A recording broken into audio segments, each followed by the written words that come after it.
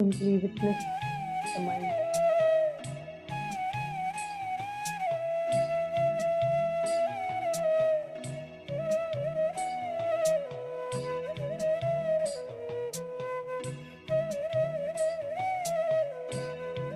Do not engage with the thought. Do not create the thought. Do not try to prolongate a thought. Do not try to cut down a thought. Just witness. Witness what is happening inside you.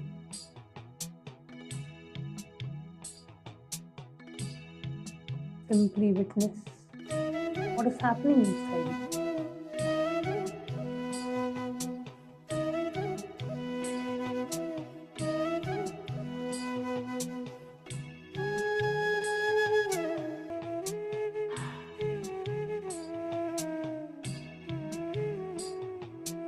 Continue to witness your thoughts. Just be completely unclutched. Just sit with your eyes closed and just witness what is happening inside you. Just witness the thought after thought comes up. Witness some discomfort, disease, discomfort.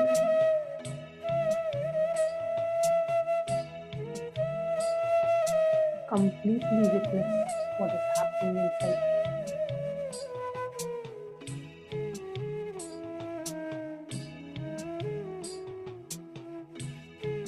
Just be in a space of deep unclutching.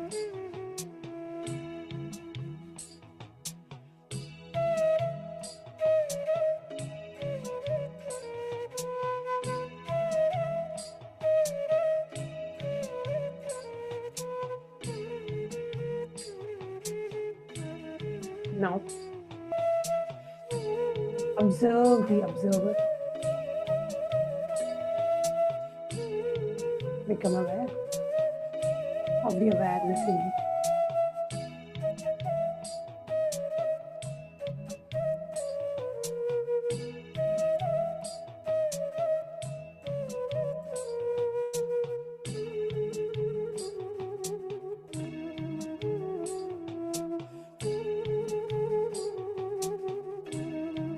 Focus your entire attention on the one who is witnessing your body, mind, and being.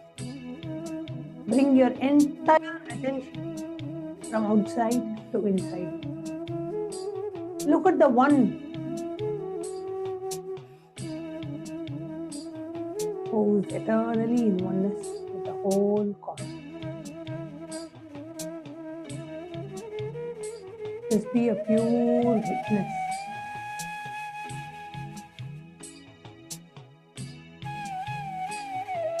Bring your awareness to that witnessing consciousness in you and experience the witnesser. Witness the witnesser. Observe the observer.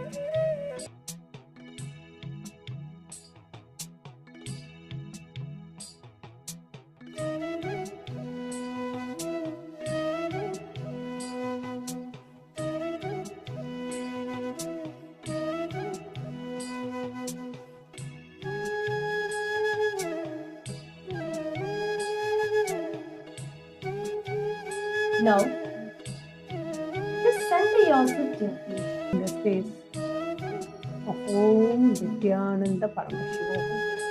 Nityananda Paramashivam. Bhagavan himself intensely chant the Mahavakya as we prepare ourselves from the space of Nityananda Paramashivam. I am Bhagavan Nityananda Paramashivam. Prepare ourselves for the live darshan.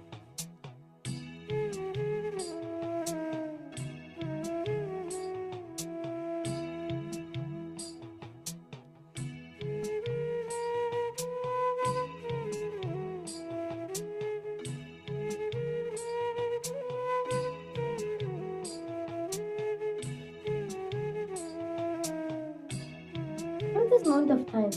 Just drop everything, all sorts of restlessness, moments of thoughts, in the chatter, anything, everything. Just relax everything as well. That is not you.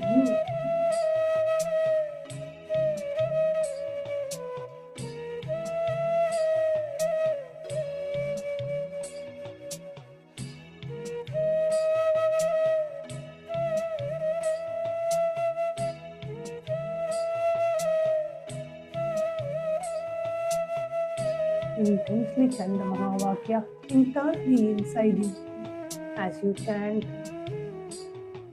the Mahavakya as an ajapa japa. Visualize the Mahavakya rotating in your throat as you chant the Mahavakya internally inside you.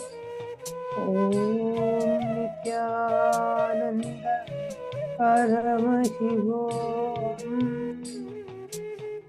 Om Nityananda Paramashivoham.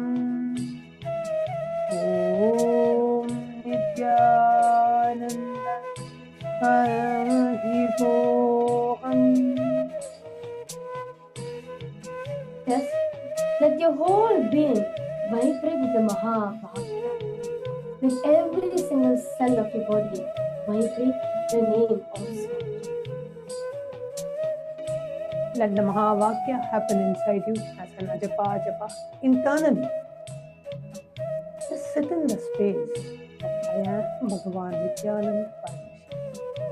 Sit in a space of deep relaxation, utter gratitude, and absolutely fulfilled.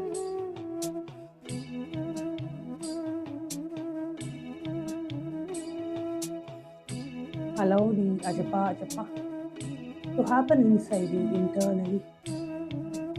Om Nityananda Paramashivoham. Om Nityananda Paramashivoham. Om Nityananda Paramashivoham. Allow the Mahavakya to happen as an ajapa japa. Uninterrupted chanting happening inside you. Visualize the Mahavakya rotating in your throat center, the Vishuddhi Chakra, as we prepare ourselves for the Darshan of Supreme Pontiff of Hinduism.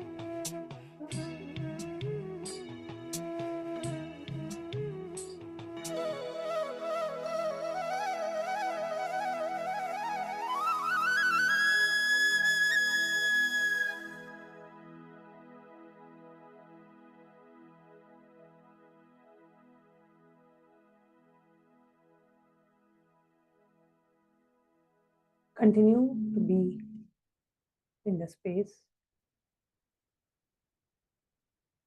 of deep devotion as you chant the Mahavakya.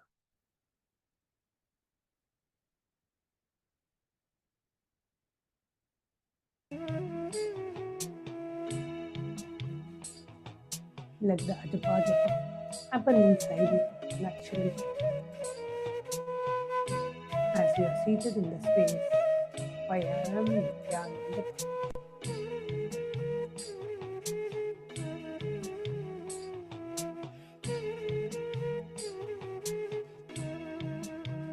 Continue to be in that deep space of devotion, gratitude, and be seated as a pure witnessing consciousness as Bhagavan Nityananda Paramashi, the one who is the Sarvade Sakshibhuta, the one who is the silent witness of all the thought process.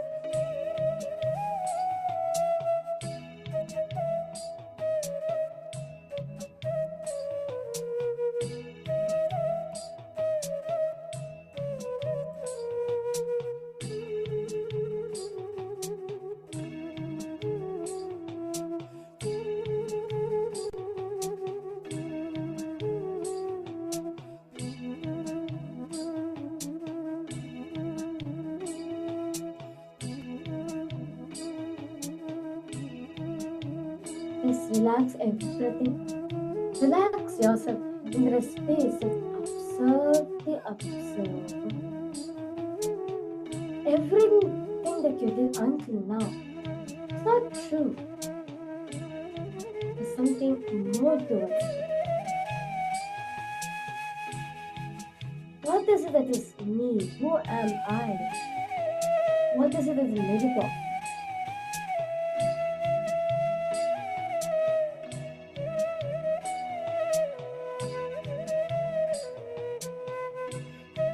Now, just come to a space of gratitude for all the things that you have manifested in your life. Offer gratitude to Swamiji.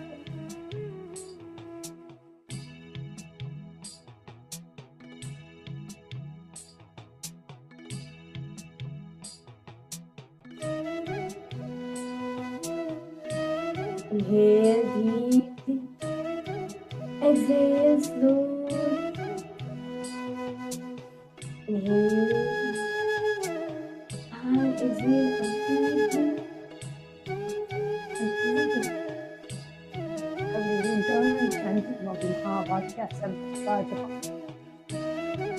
Visualize the mantra rotating in your throat. Om Nithyananda Paramashivam. As you continue to inhale and exhale.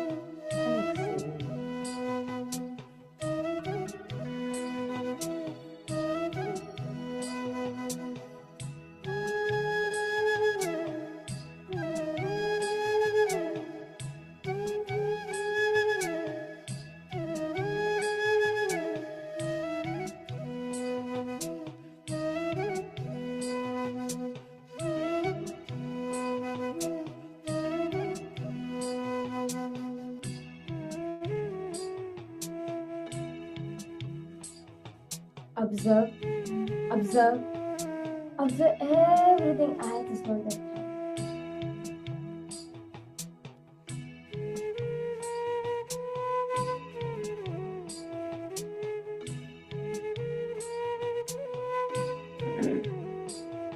Center yourself the space of gratitude.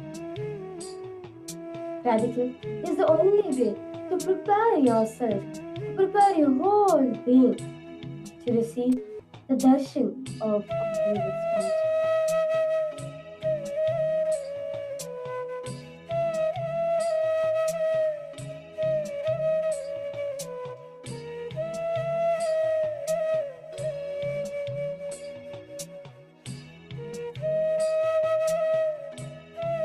For everything, for all the initiations, miracles, breakthroughs that you have experienced in your life, offer your gratitude to Swamiji.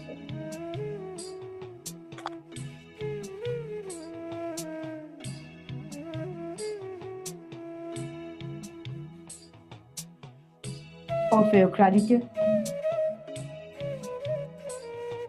for you having Paramashiva himself as your own Guru, Swamiji, the Supreme Pontiff of Hinduism as your own Guru. What else more is required other than this? This, offer your gratitude to Swamiji for that.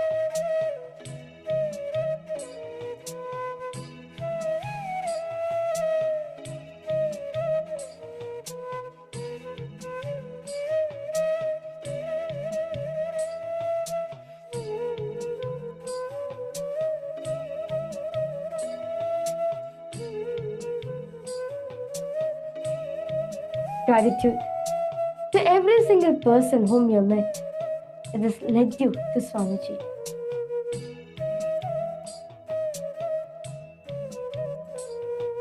Gratitude for all the things that you have gotten in your life. To stand, stop every single thing at this moment.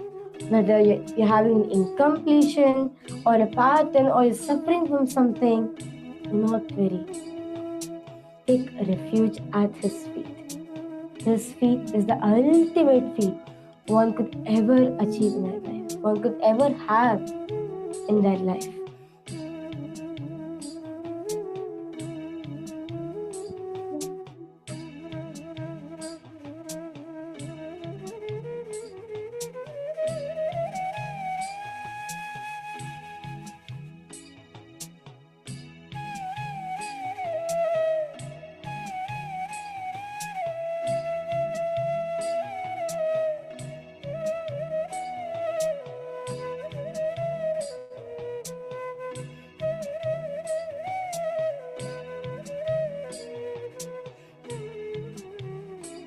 of your gratitude for all the best things that you have gotten in your life. Soak your whole being in the space of gratitude, saying, "Thank you, Swamiji. Gratitude at a divine lotus feet."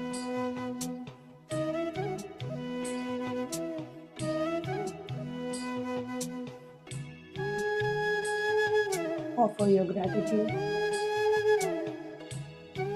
The avatar for descending in a human body.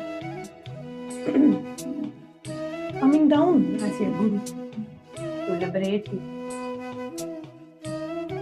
Offer your gratitude for happening as a guru and initiating you and accepting you as his disciple.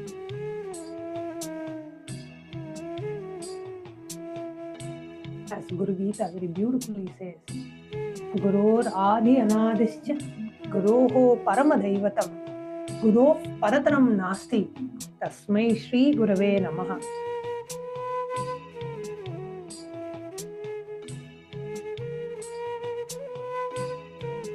That there is nothing, there is no beginning or end. Guru does not have a beginning or an end, and there is nothing other than the Guru. Let me go down to my Bhagavan Paramashiva very beautifully reveals. Let's all get ready to receive the Darshan of our beloved Bhagavan. Connecting with the divine with your eyes closed is meditation. Connecting with the divine with your eyes open is darshan. Come, let us all now move from meditation to darshan. Slowly, very slowly, please open your eyes.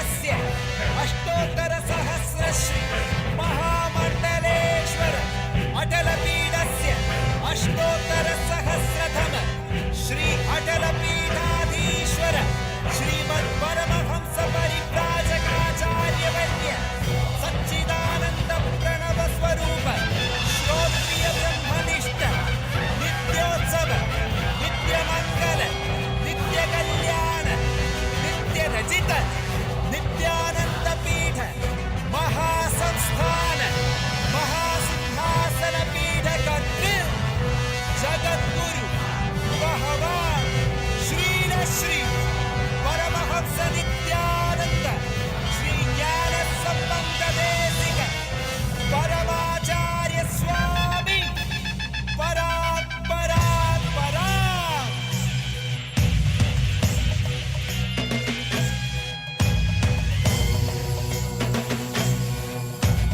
राजाधिराजाय प्रशक्यशालिने नमो वयं वै श्रवणाय कुर्महे श्यामे कामाय मह्यं कामेश्वरो वै श्रवणो ददातु कुबेराय वै श्रवणाय महाराजाय नमः।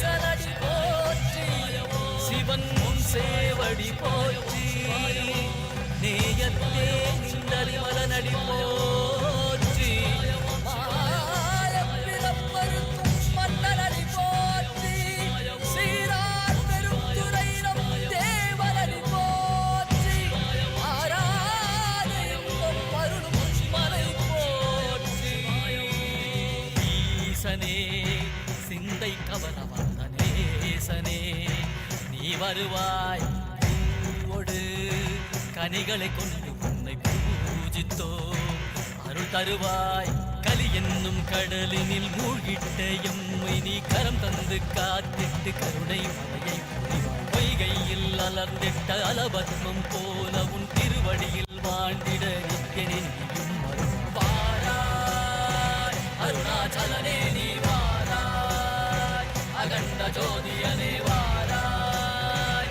அல்லல் நீக்கிடவே வாராய் அகிலம் போற்றுகின்ற ஈசனே சிந்தை கவர வந்த நேசனே நீ வருவாய் பூவோடு கனிகளை கொண்டு உன்னை பூஜித்தோம் அருள் தருவாய்.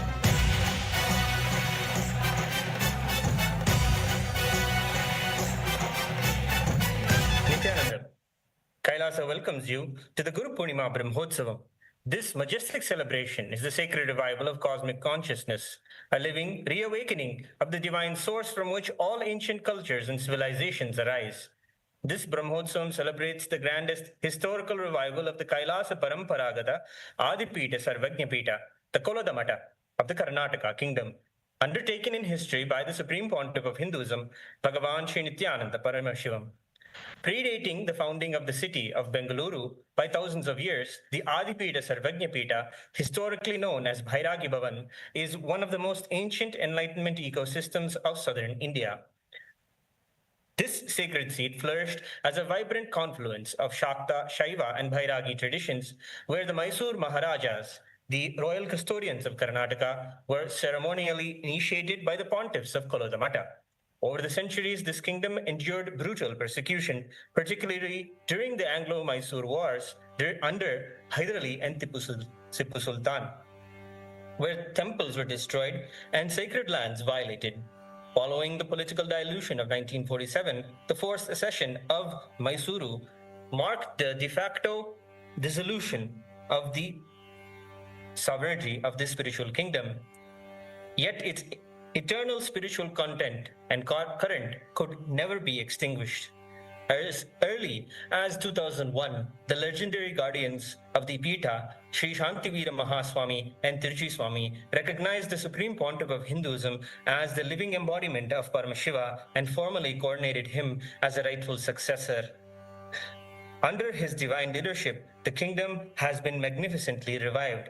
The Supreme Pontiff of Hinduism has not only established its temples and the sacred science of deity making pioneered by Tiruchi Swami, but also has launched massive humanitarian initiatives, including the global Annadhanam, the disaster relief and the protection of indigenous tribal traditions, and the spiritual empowerment of women.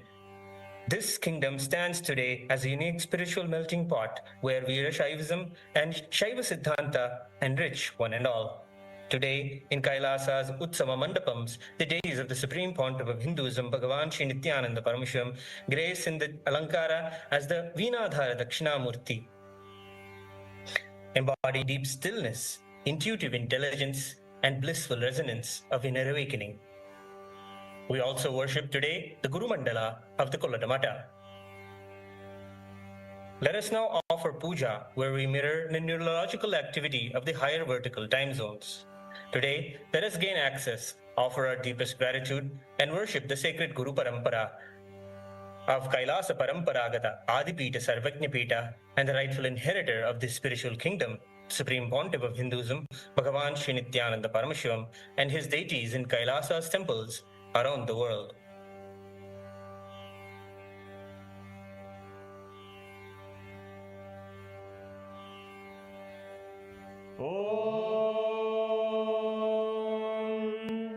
सहस्रदलपङ्कजे सकलशीतरश्मिप्रभं वराभयकराम्बुजं विमलगन्धपुष्पाम्बरं प्रसन्नवदनेक्षणं सकलदेवतारूपिणं स्मरेत् शिरसि हंसकं तदभिधानपूर्वं कुर्वन् अथ धूपः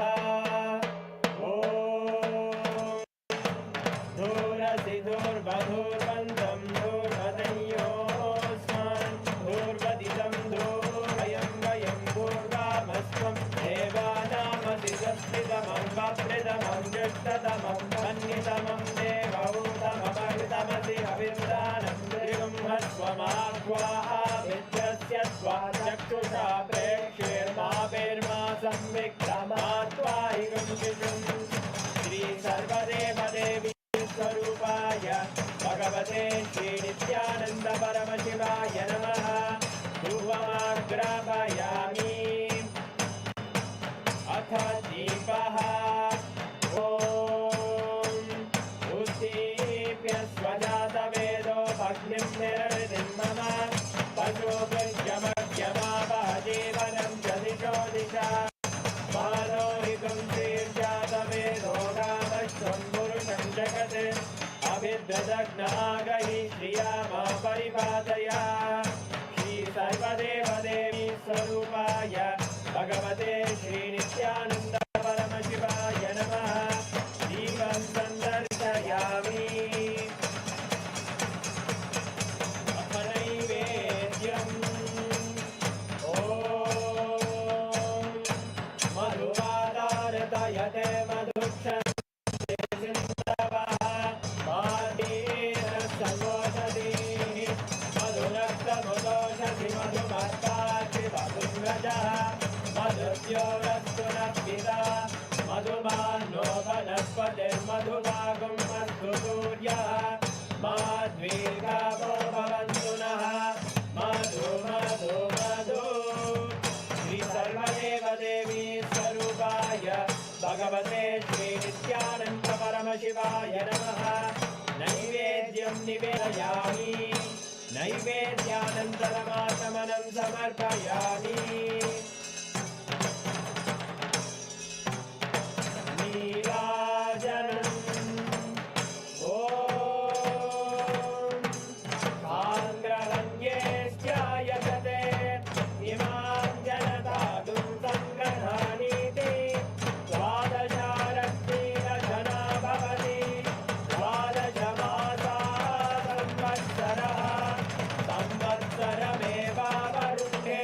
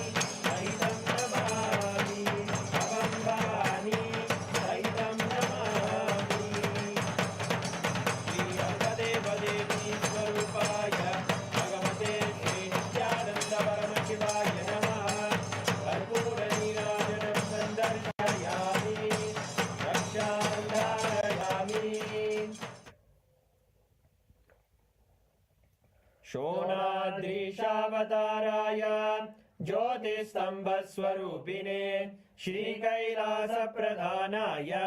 नित्यानन्दाय मङ्गलम् तत्त्वज्ञानप्रदाताय नित्यानन्देश्वररूपिणे श्रीकैलासप्रधानाय नित्यानन्दाय मङ्गलम् मूलप्रकृतिरूपाय परमशिवशक्तिस्वरूपिणे श्रीकैलासप्रधानाय नित्यानन्दाय मङ्गलम् दण्डत्रिशूलहस्ताय कालकालस्वरूपिणे श्रीकैलासप्रधानाय नित्यानन्दाय मङ्गलम् आदिपूज्याय देवाय सकृत्पूर्णत्वरूपिणे श्रीकैलासप्रधानाय नित्यानन्दाय मङ्गलम् सर्वाभयनाशकाय शत्रुसंहाररूपिणे श्रीकैलासप्रधानाय नित्यानन्दाय मङ्गलम् योगपट्टाभिषिक्ताय राजसन्न्यासधारिणे श्रीकैलासप्रधानाय नित्यानन्दाय मङ्गलम् सार्वभौमैकपत्याय राजराजार्चिताय च श्रीकैलासप्रधानाय नित्यानन्दाय मङ्गलम् मङ्गलम् कल्पवृक्षाय मङ्गलम् ज्ञानदायिने परमशिवाय श्रीनित्यानन्देश्वराय मङ्गलम् मङ्गलम् श्रीविद्याम्बायै मङ्गलम् कामदायिन्यै सर्वमङ्गलदात्रे नित्यानन्देश्वर्यै मङ्गलम् मङ्गलम् गुरुदेवाय मोक्षमूलाय मङ्गलम् परमावताराय नित्यानन्दाय गुरवे मङ्गलम् हरि ओम् तत्सत् सर्वम् भगवत् श्रीनित्यानन्द परमशिव पादुकार्पणमस्तु ॐ नित्यानन्दम्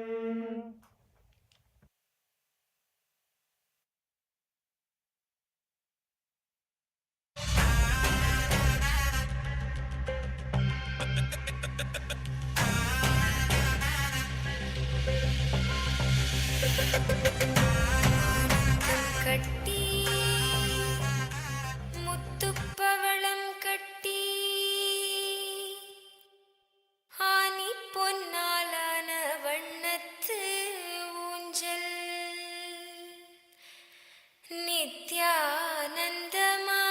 நித்யானந்தமாயாடிடையா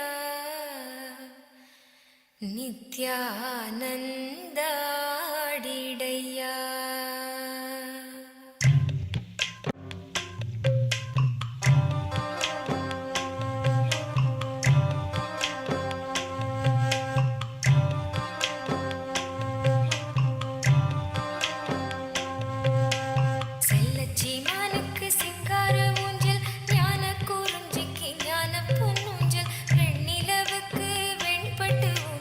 கண்ணின் மணிக்கே கண்ணான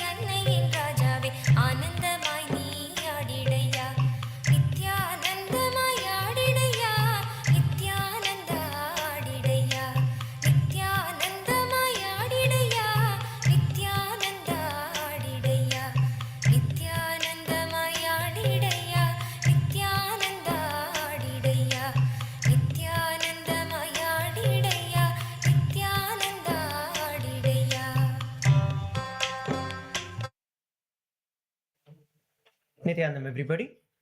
We welcome each and every one of you for today's Darshan. As we are all enjoying the Darshan of the Supreme Pontiff of Hinduism, Bhagavan Sri Nithyanaanda Paramashivamam, let us all take a few moments to invite and welcome all our family, friends, near and dear ones, and everybody else whom we know to join and be part of the Darshan, to receive the grace of the Supreme Pontiff of Hinduism. Let us all take a few minutes to share the live that is being telecasted across several YouTube handles, Facebook handles, and multiple other social media platforms to the entire world. The first and foremost we are going to be looking at is going to be YouTube. All of you can head over to youtube.com and there please search for Kailasa's SPH Nithyananda. You'll find the official YouTube channel of the Supreme Pontiff of Hinduism. If you have not already subscribed, make sure that you're subscribing to the channel and clicking the bell button so that you receive constant notifications. And in addition to that, the top video, the live where the darshan is happening, make sure that you're liking and sharing the video with as many people as possible. You can also go over and post your comments, your prayers, your queries in the chat section, in the comment section, and you will receive the direct blessings and the guidance from the Supreme Pontiff of Hinduism. The next platform is Instagram. All of you can head over to Instagram and search for the official handle of Kailasa's SPH, which is at Sri Nithyananda, and you can follow the channel. Also, you can click on the profile icon of the channel, which will lead you to the live darshan of the Supreme Pontiff of Hinduism, which is happening right now. You can post your prayers, your questions, and your requests to Swamiji on the live chat during the live and receive his blessings. Next, we are going to be looking at X, formerly Twitter. Head over to x.com. There you can find the official X handle of the Supreme Pontiff of Hinduism. Just search for @Nithyananda and you will find the official X handle of the Supreme Pontiff of Hinduism. Make sure that you're following and click on the bell button to ensure that you have the live notifications enabled. Once you have this, you can share this with as many people as possible. And also the most latest pinned tweet would be the live that we're all enjoying now. Make sure that you are sharing that link with as many people as possible. You can also retweet it, follow it up with your opinions, your understandings, your prayer requests, and you can use the hashtag #AskTheAvatar to request any kind of blessing that you have to get the answers to all of your queries. The next platform is Facebook. All of you can head over to Facebook and search for Kailasa's SPH JGM Nithyananda Paramashivam, which is the official page of the Supreme Pontiff of Hinduism. Once again, you can follow the channel and also you can click on the live video of the darshan, which is the latest post. And in the comment section, you can post your prayer requests, you can post your comments and boon requests to Swamiji and receive the blessings directly from Supreme Pontiff of Hinduism. We are now going to be entering into the next segment of today's live, where each and every one of us as Hindus around the world, the Raj Sabha members, the Chit Sabha members, and all the e-citizens around the world have an opportunity for you to voice out what is right to make the decisions for each and every one of our lives based on the Hindu principles. Let us now take a few moments to look at the introduction to today's voting subject. More than 117 million people worldwide remain forcibly displaced by war, persecution, violence, and human rights violations. Refugees are separated from their homes, families, and livelihoods, often without reliable access to education, healthcare, professional training, or employment. The SPH Bhagavan Sri Nityananda Paramashivamam is responding through Abhayam Sarvabhutebhyo, Refuge for All, Kailasa's initiative, offering sanctuary, dignity, spiritual support and compassionate rehabilitation to persecuted Hindus, refugees and others seeking safety and a life free from fear. Kailasa's approach goes beyond providing temporary shelter. Refugees can receive spiritual education, yoga, meditation and completion to rebuild inner strength and emotional stability. They can also receive professional skills training, vocational education, career guidance, and employment opportunities, enabling them to earn a livelihood, support their families, and become self-reliant members of society. Abhayam Sarvabhutebhyo offers refugees not only protection, but also employment, empowerment, dignity, and the opportunity to begin their lives again with confidence and hope. Abhayam Sarvabhutebhyo. Abhayam Sarvabhutebhyo.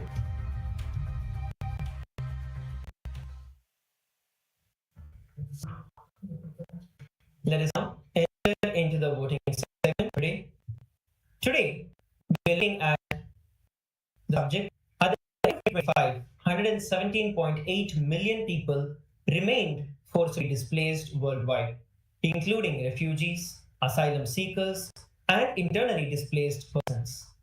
Conflict, persecution, violence, and human rights violations separate families and deprive millions of safety, education, healthcare, dignity, professional opportunities, hope, and security. The Supreme Pontiff of Hinduism, Bhagavan Sri Nithyānanda Paramashīvam, responds through Abhayam Sarvabhutebhyo, which is refuge for all. Kailasa's initiative offering sanctuary, dignity, spiritual support, education, professional training, employment pathways, and compassionate rehabilitation for those persecuted Hindus, refugees, and others, those who are seeking safety, freedom, healing, belonging, self-reliance, and fearlessness. The Chitsabha question for all the Parliament members today is: which functional education policy should Kailasa adopt for the rehabilitation and empowerment of refugees? There are 4 options which all of you can choose and vote for. Option 1 is prioritize spiritual and education and inner well-being for every refugee. Integrate yoga, meditation, and completion into rehabilitation education. Third is protect refugees' freedom to preserve their religious and cultural traditions. And option number 4 is provide value-based education, promoting confidence, responsibility, and self-reliance. So all the Chitsabha members can head over to kailasa.org/Hindu-votes and post and vote for the option that you think Kailasa should prioritize. The next is the question for all the Rajya Sabha Parliament members. Which immediate outreach action should Kailasa prioritize to connect refugees with Abhayam Sarvabhutebhyo? Point number 1, reach refugee communities and support groups through targeted social media outreach. Option number 2 is approach countries facing difficulty accommodating large refugee populations. Option number 3 is appoint regional coordinators to identify refugees and guide eligible applicants. And option number 4 is launch multilingual digital campaigns explaining Kailasa's refugee application process. So out of these 4 different options that are there, all the parliamentary members can choose which you feel is the most important. All of you can once again head over to kailasa.org/Hindu-votes and cast your vote there. Once again, all the e-citizens around the world, all the Hindu diaspora around the entire world can also use this opportunity. You can use the hashtag Hindu-votes and cast your vote on today's subject. With that, we'd like to thank each and every one of you for joining in for today's Darshan. Let us all continue to receive and enjoy the Darshan of the Supreme Pontiff of Hinduism. Thank you, Nithyananda. Nithyananda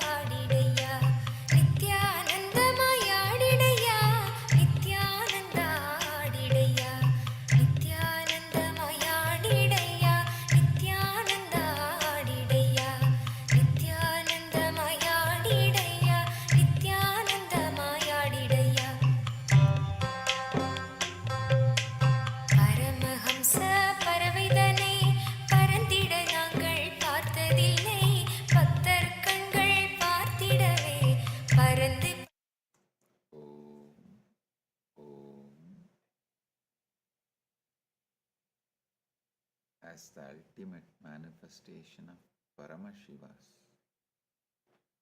Vrishabharudha Murti, Vrishabhantika Murti, Avatuttarana Murti, Lagulishwara Murti.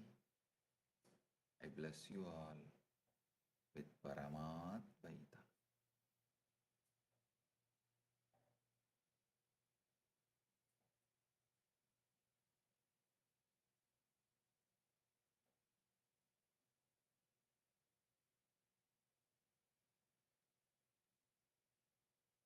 All the Paramashiva Sena program participants from Kailasa Tiruvannamale and Kailasa Guinea-Bissau, Chit Sabha members, Rajya Sabha members, Kailasa-vasis, and all the e-citizens, viewers, visitors who are joining with us through the internet and internet. I welcome each and every one of you with my love and blessings. Volunteers in Kailasa Guinea-Bissau, Ma Vani Koyal, Ma Jnanapriya, Gurucharana, Veishiting, Zanging, Looping, Korini, and Ma Tatata Shakti. Volunteers in Kailasa Tiruvannamale, Pratap, Shivarudra Bhairava, and Vignesh. Blessings for every one of you.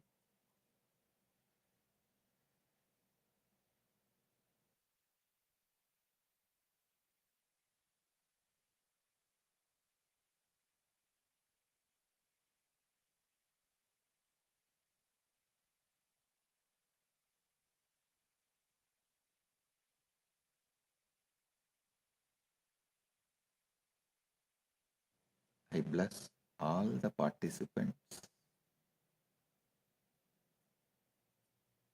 of PSS and remove the malefic effects of planets on you.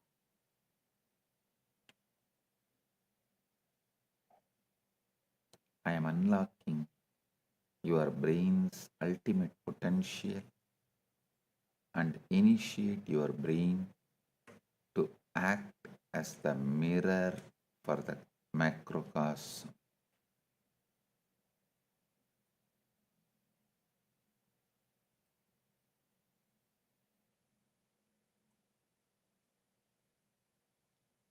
Paramashiva's message directly from Mahakailasa.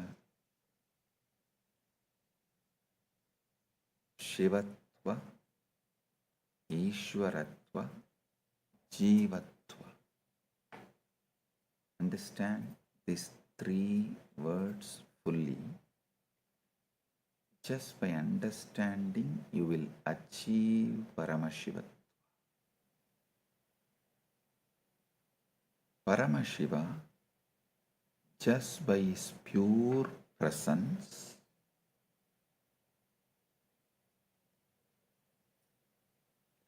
without directly getting involved, just by his pure presence, when all the conjugas function, neither he is involved nor he is bound, but by his pure presence, all the conjugas function. It is Shivatva.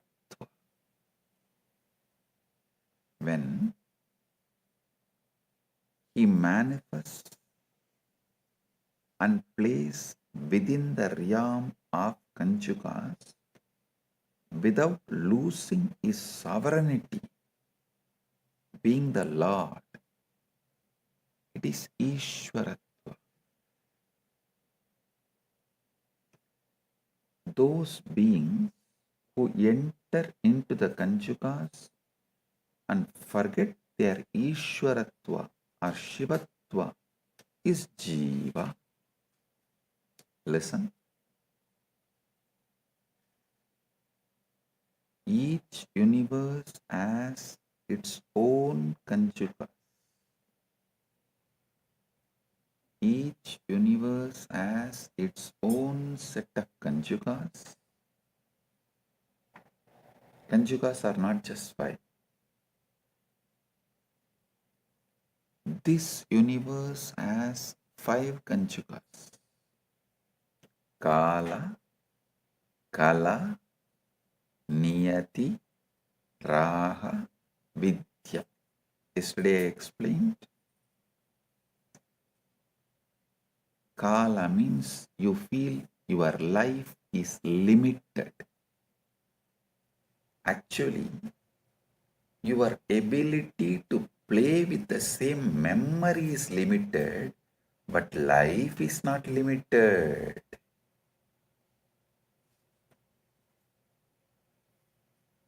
And the most funny thing is, you hate your memories. You can't reconcile with them. You are tired of them. You want to retire from them, but still, the natural reset mechanism Paramashiva has provided, you call that as a death instead of rebirth. Instead of reset, you call that as death because you feel the known devil is much more than unknown angel. That's the most funny thing.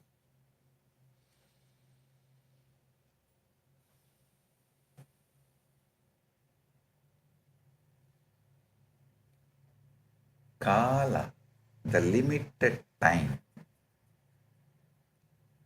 Actually, there is no limited time. You only have limited memory. And I tell you, if you just learn the science of consciously deleting your memories and rewriting as you want, you will have eternal Kala. Never time will touch you, bind you. And nothing about Kala will matter to you.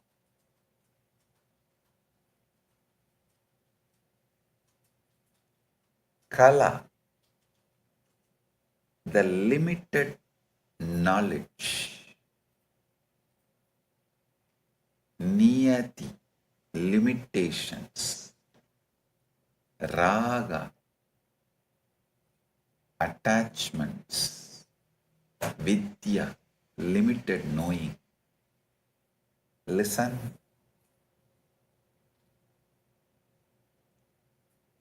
This universe has these five conjugas, but all other universes have their own conjugas that has different effects. That is why each lokas has different Ishvara. For example, Raga, attachment, is the conjuga in this universe. Even Dvesha, enmity, arises when your Raga is not fulfilled or when you feel somebody else is enjoying what you want. Listen. Even your Dvesha arises due to the Raga when you don't get what you want or when you feel others get what you want. Others are living the life you always wanted. The Dvesha arises. But Raga is the root conjuga in this universe.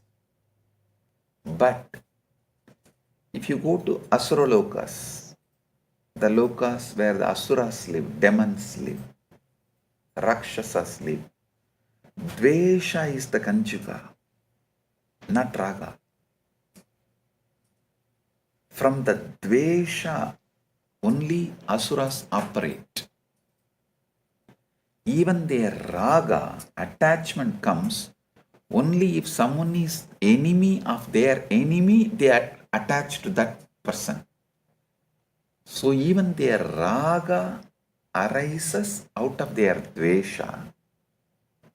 But in this universe, Bhuloka, even your Dvesha arises from Raga. Understand this.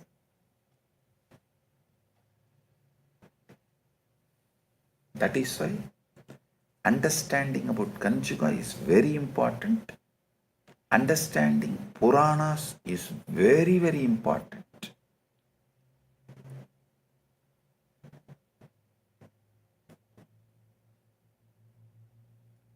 Asuras, even their raga, friendship, love is based on my enemy's enemy is my friend. They don't have any other relationships or attachments. Their niyati, their conjugas are different. Listen, Ravana, he knows very well he cannot enjoy Sita because he has a curse. If he touches any woman without consent, his head will burst and he will die. So, then why he kidnapped Sita? He just want to take revenge on Rama for Lakshmana cutting the nose of Surpanaka. He wants to take revenge. And one more thing you should know, it's not that he has a very sisterly relationship with Surpanaka. No. He killed Surpanaka's beloved husband. That's a separate story. And he keeps Surpanaka with him not because he loves him, but due to she is useful to destroy those he hates. She is a powerful tool. So his dvesha, whoever he hates, he can send Surpanaka to destroy them. So only for his dvesha, from his dvesha, even his love for Surpanaka raises. And she really wants to take revenge on Ravana for killing her beloved husband. She was actually in love with the guy. And this Ravana killed that fellow, killed him. Due to some dvesha, she is also, her relationship with Ravana is not love. Be very clear, it is not that she really loved Ravana and she wanted Sita to be with Ravana, that Ravana should enjoy Sita. No, there is no raga as the foundation of the relationship between either Surpanaka to Ravana or Ravana to Surpanaka. It was Dvesha Kanchuga.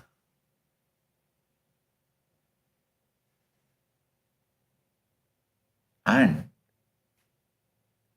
that is why she tries to tell all kinds of fantasy stories. Of course, no doubt, Mata Sita is an absolute extraordinary divine beauty. But she portrayed in such a way,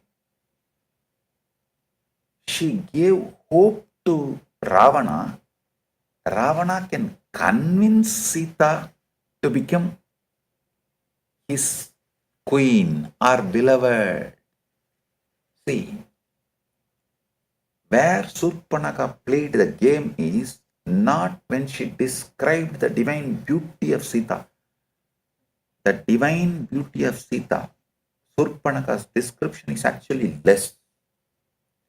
But Surpanaka played the game by lying to Ravana that you can easily convince Sita because she is caught living in the forest due to Rama's exile.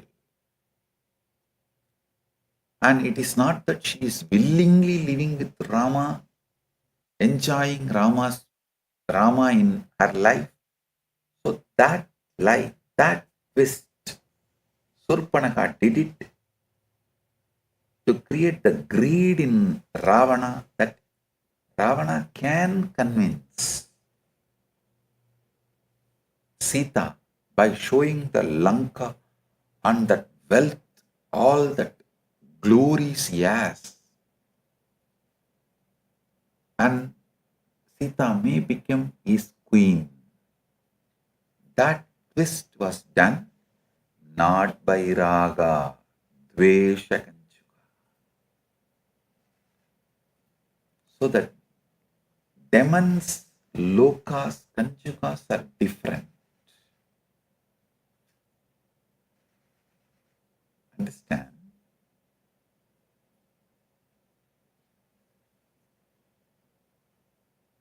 They don't have any other relationships or attachment.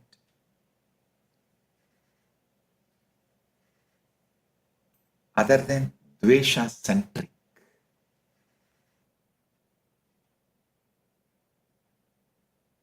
Like how Tamilians vote. They don't vote choosing someone, they always vote rejecting someone.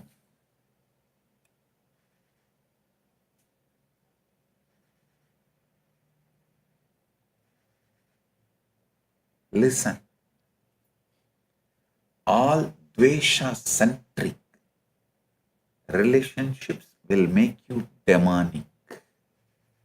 Because Dvesha-centric relationship is Asura Loka Kanchuka, Asuri Kanchuka. Listen.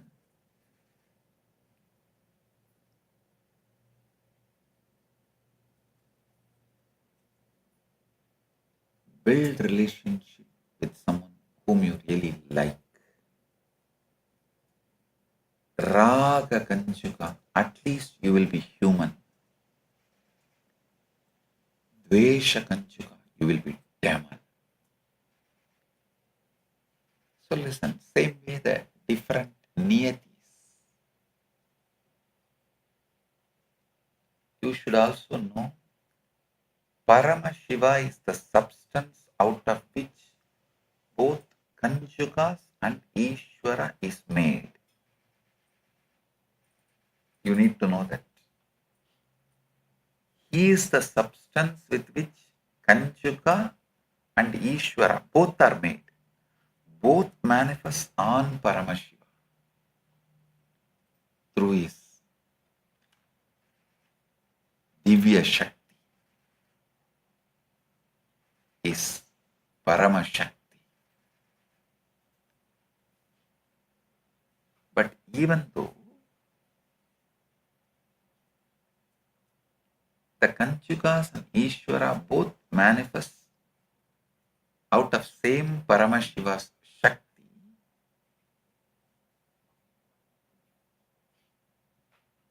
they are different. I'll give you a simple example. Your brain that can command and your hand that holds, even though both are made of same substance, they have completely different qualities. They have completely different qualities. The hands are like Kanchukas and the brain is Ishvara. Both are manifestations of Paramashiva with completely different qualities. Paramashiva is both and beyond all at the same time. Listen. Same way, across all the universes,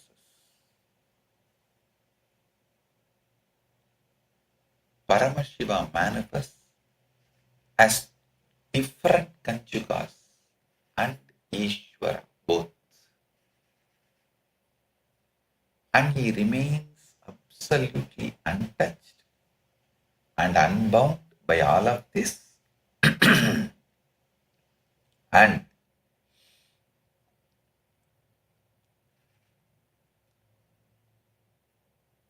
the each sovereign Paramashiva manifests in each universe becomes Ishvara for that universe.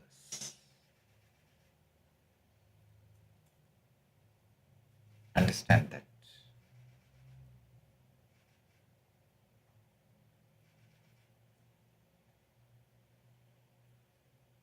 I'll give you one more example. See, this Tripurasuras, they know this whole secret of this Kanjukas and how the universes work and how the Ishwaras function. That is why they take a boon. See, all their three universes are having complete different niyati, different Ishwara. But they should be killed only if all three are aligned together, which can never happen because the niyati of all the three universes is different. So what to do? The Ishvara for all the three universes is different. Even though Paramashiva himself, it is Paramashiva's three different reflections. Like if you have 10 parts, sun reflects, sun is same like Paramashiva, but his reflection on the three parts is different. The 10 parts is different. The 10 different reflections. If you break one part, only the reflection in that part will melt down, but the reflections in the other parts will be there. So if you put your hand and make waves in the water, only the Ishvara in that part, reflection in that part will get affected, not the reflections in the other part. If you add color to that water in one part, only that reflection will have a different color, not the other reflections. So understand that reflection is Ishvara, the part is Kanjuka, sun is Paramashiva. So now these Tripurasuras, they know this whole science. The bad news is Tripurasuras are well versed in the philosophy. Good news is they were trying to play with Paramashiva. They asked the boon only when all their three universes, which is completely, totally different Kanchuka, different Ishvara, everything is different. Only when that three universes align under one niyati, they can be destroyed. Now it is impossible because Paramashiva does not get involved with anything. Only Ishwaras get involved. But each Ishvara has limitation of only operating in their worlds, their sovereignty, their universe. One Ishvara can be Ishvara only for his universe. He can't interfere with other universe. So now what to do?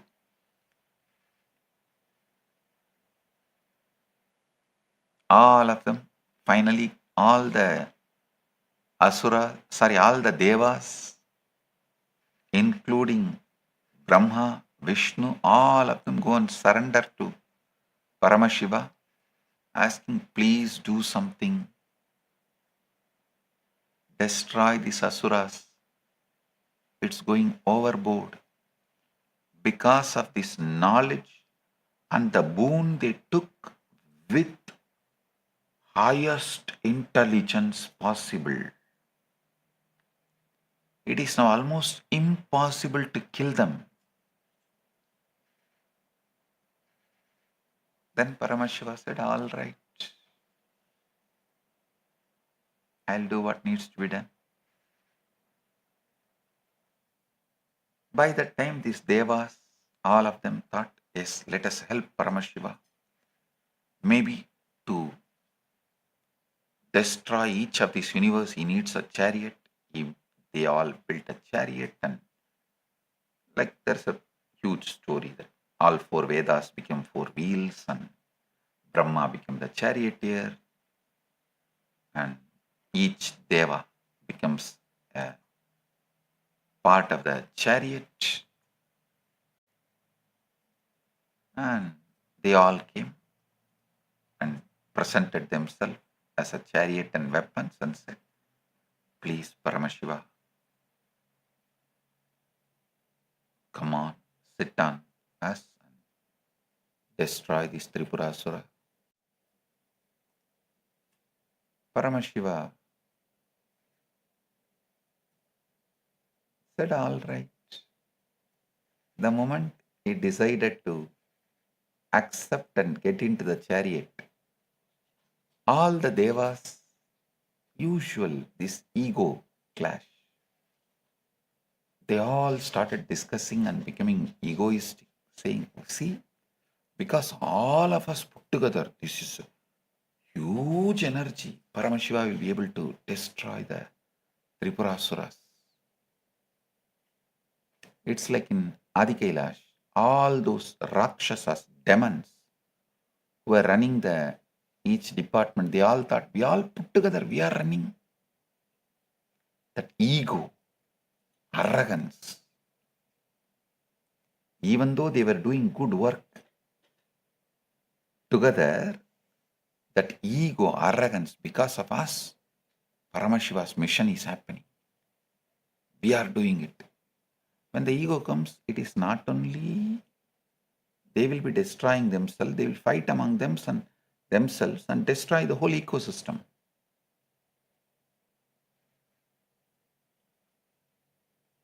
So Paramashiva just smiled. Oh, you guys think only because of all of you put together, I'll be able to destroy these Tripurasuras? He just moved away from all of them, just sat in his inner space. All the three lokas Ishwaras, Tripuras Ishwaras, he aligned. And naturally all three Ishwaras aligned. Even though he does not get involved, his presence is the source of all the three Ishwaras. He just aligned his presence, focused within himself, and opened the third eye. All the Tripuras were aligned and completely gone, burnt, destroyed.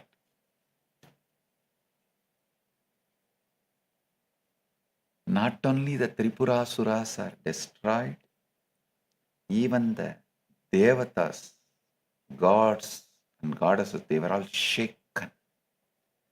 Because he did it without any of them. I just dumped that whole gang, the Adi Kailash gang, and built the Kailasa, manifested Kailasa.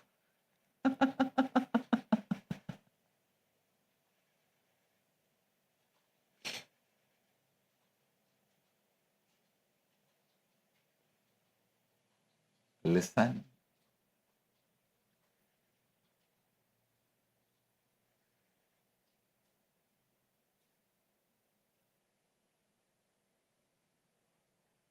understand this truth about Paramashiva, Ishwaratva, and Jivatva.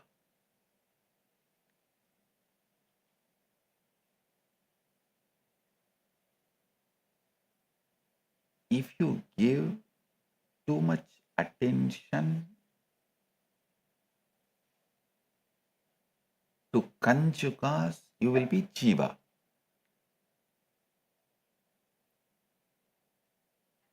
If you give all your attention to your source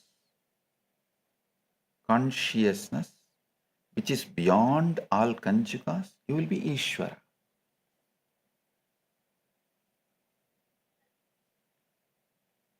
And even when you become Ishvara, you have sovereignty over your whole universe.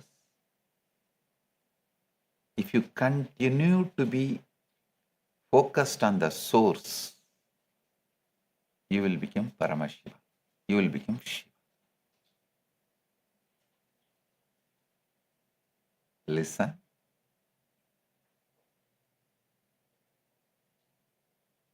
Across all universes, Paramashiva manifests as Kanchukas and Ishvara both.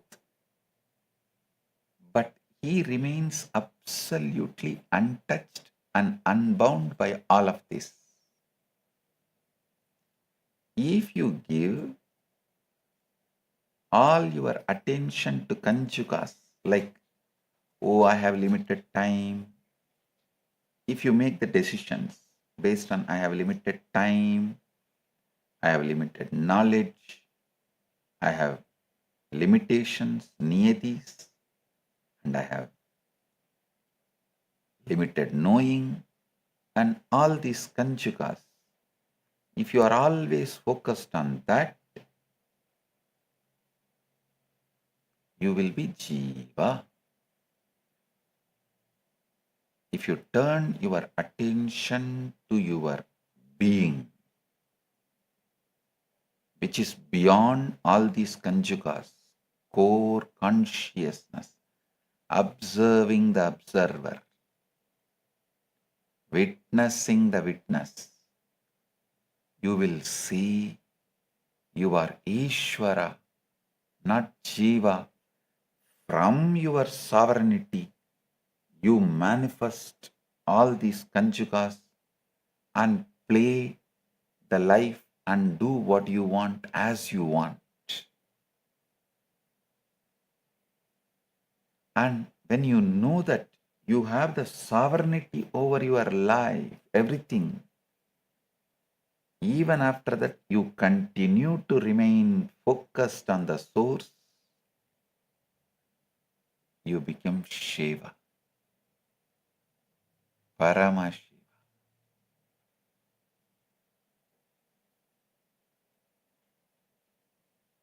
Thing to be done is only one. Focus on the source.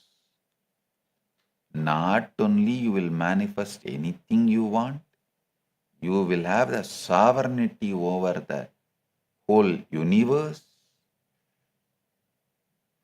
and ultimately you will be Paramashiva, who is source of everything and who is everything.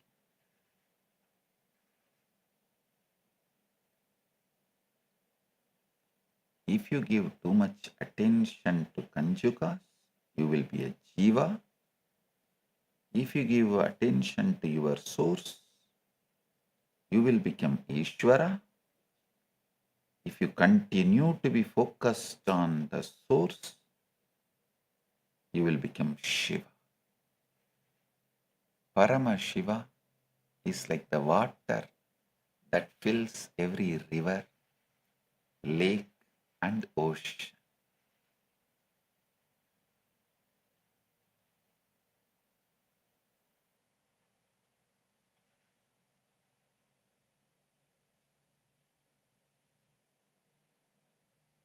Paramashiva is like that Paramashiva is like the water that fills every river, lake, and ocean. The river Kanjukas are like river.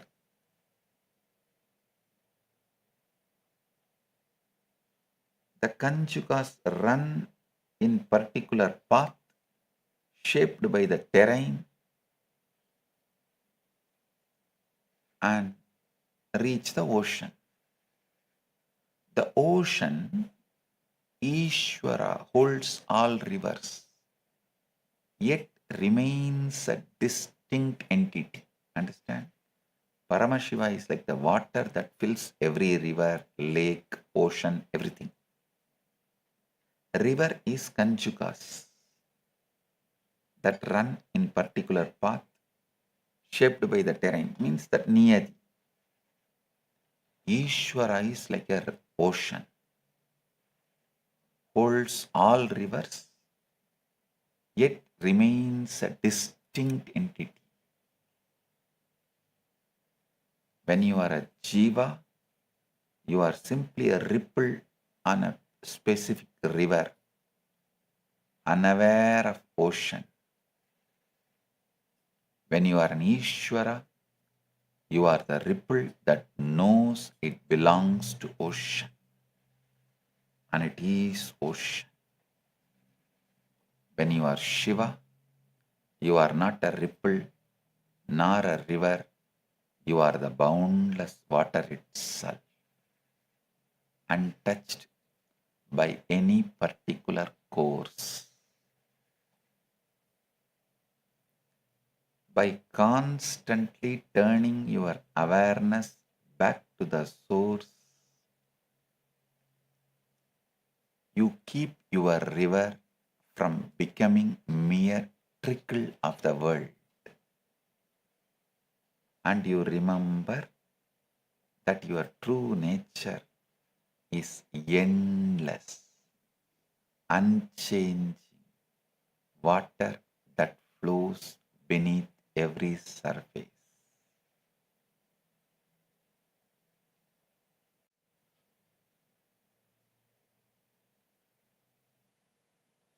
Continuous, unwavering focus on the source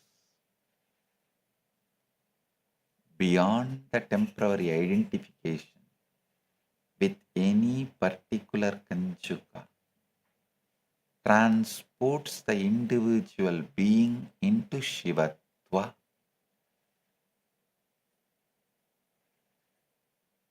In this state, the person is neither acting within the world nor withdrawn from it. The individual is the ground that makes both possibilities possible.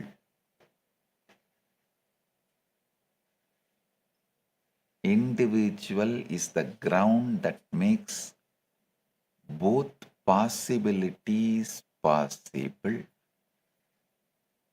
Granthi, Janyam, Kala, Kala, Vidya, Raga, Drumataraha, Gunadirgarva, Siddhaksha, Matra, Bhutan, Anukramat. Kala, Kala, Niyati, Raga, Purusha, Prakriti, Guna, Buddhi, Ahankara, Chitta, Manas. Indriyas, 5 tanmatras, subtle elements, and 5 bhutas, grass elements. All these are the Maya born tattvas. Listen, I am repeating.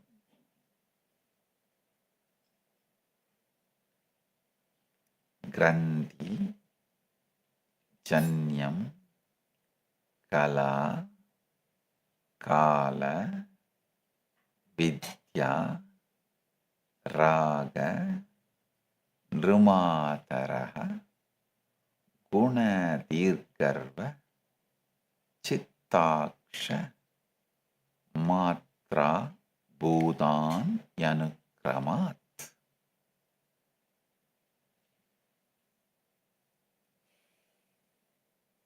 Kala, Kala, Niyati, Raga, Purusha, Prakriti, Guna, Buddhi, Ahankara, Chitta, Indriyas, five Tanmatras,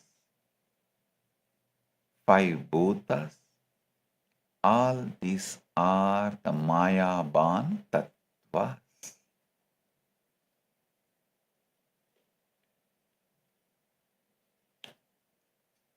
These are evolved from the Maya in two orders, the primary order and the secondary order.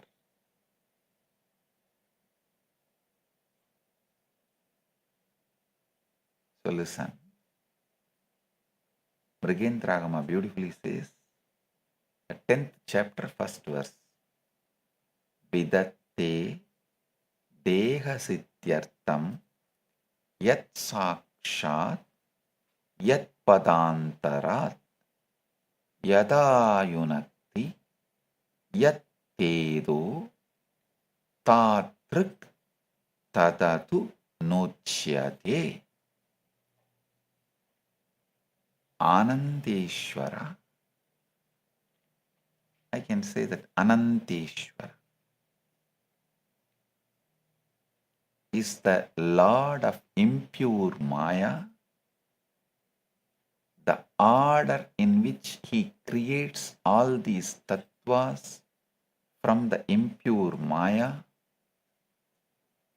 after effecting vibrant and creative convolutions in the field of impure Maya, is now explained.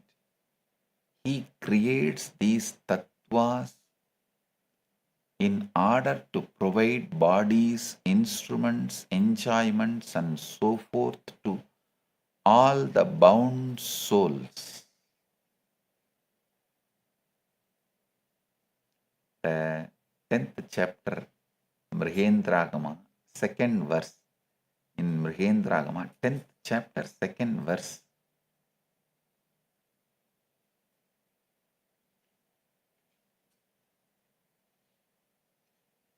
So listen, actually, recently I revealed to you all about how your nervous system filters out your reality. I spoke about your antakarana being blacked by the malas, and your chit shakti is eternally untouched, conscious part of you. Listen, there is a very important aspect I want all of you to understand. I say, when I say your antakarana filters out your reality, your nervous system selectively chooses a reality that you experience. You need to know what determines the filtering of the reality. How does your nervous system decide what to filter and what to process? The answer to it is your self-image, built by your belief system.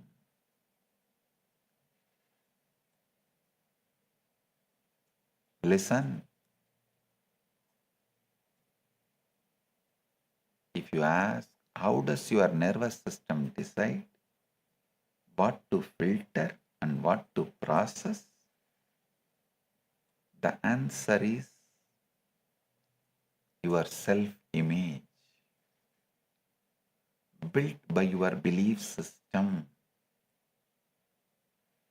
Maxwell Maltz, a renowned plastic surgeon, established this in his research. Maxwell Maltz was a plastic surgeon and he would perform surgery on his patients, fixing their scars, their noses, their deformities. But then he noticed something. Even when he was done, many of his patients still felt they were ugly. There was one woman who had a severe facial deformity, and Maltz worked on her, and the surgery was a complete success. It made her model worthy as per the social standards. Yet she avoided mirrors because she still believed she was ugly. Maltz realized that the brain does not respond to objective reality, it responds to the self-image of the person's reality. Listen, you are not responding to the reality, you are responding to your self-image, your belief system that is projecting the reality. The Agamas call this is Purusha Tattva. Purusha Tattva is the Jiva, the soul identified with the 5 malas or the coverings that I revealed previously. Kala, Kala, Niyati, Raga, Vidya means Kala, limited time, idea. Kala, limited knowledge, idea. Niyati, limited causality. Raga, attachment. Vidya, limited knowing. When the Jiva identifies with these 5 coverings, it becomes a Purusha, limited, transmigrating soul, capable of experiencing the cosmos only as the limited individual. This is your self-image. A small story. Young Richie, the daughter of Peter Pepper, is watching her mother, Becky, as she tries on her new fur coat and taking selfies to flaunt her expensive fur coat on the Instagram. She says in disgust, "Mom, do you realize how much a poor dumb animal had to suffer just so you could have the fur coat?" says Richie with all her concern. "Richie," snaps Becky angrily, "how dare you talk about your father like that?" The daughter is talking from the different universe. The mother is understanding and responding from different universe. Because the self-image is different, reactions are different. Same words meant completely different things to 2 different people. Why? Because of their antakarana, their inner instrument. Their inner instrument was filtering the same reality differently. Your self-image determines that you see in everyone and everything. If you see yourself as a victim victim, you see victims everywhere. If you see yourself as powerful, you see power everywhere.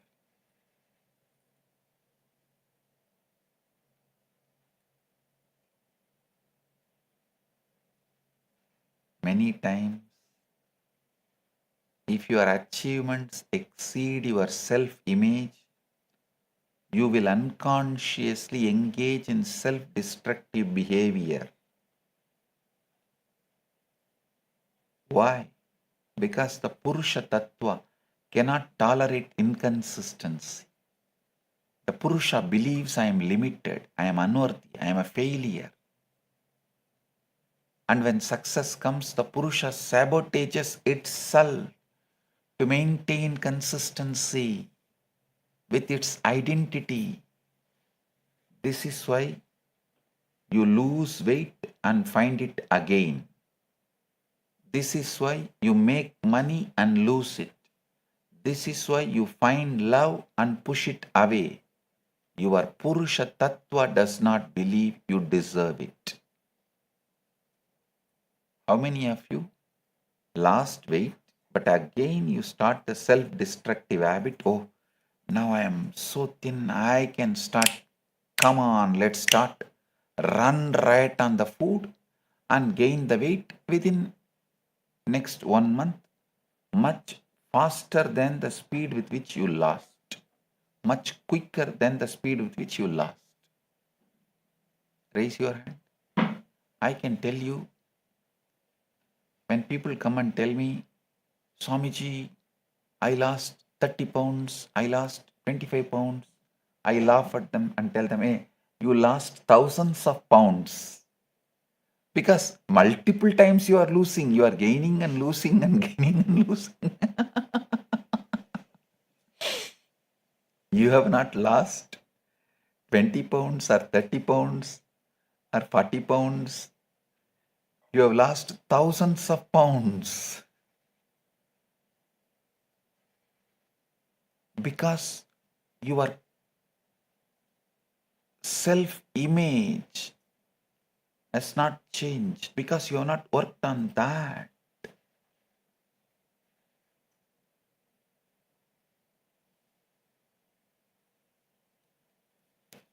Whether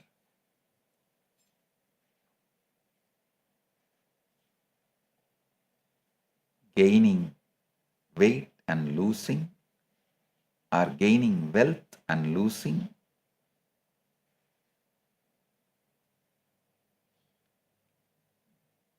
this whole thing, finding love and pushing it away, all that is because you have not worked on the Purusha Tattva. I tell you, work on the Purusha Tattva, self-image. That is what that Bhava, assuming what you want is achieved,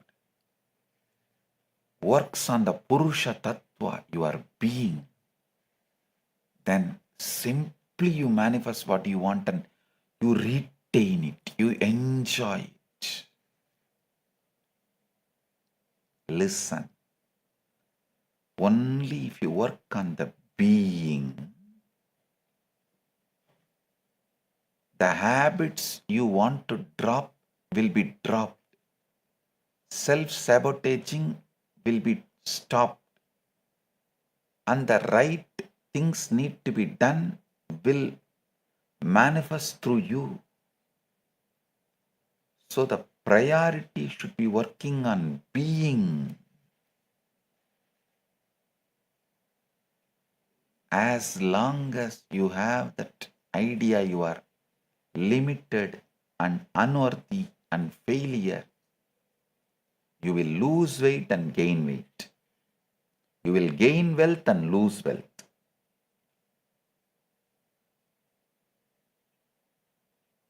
You will find love and push it away. The strongest part of the human mind is the need to maintain consistency with our identity.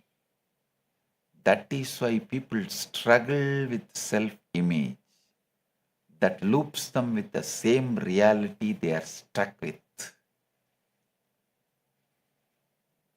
Scientists have concluded that 98% of your brain activity is unconscious, not 80, not 70, not 90, 98% of your brain activity is unconscious.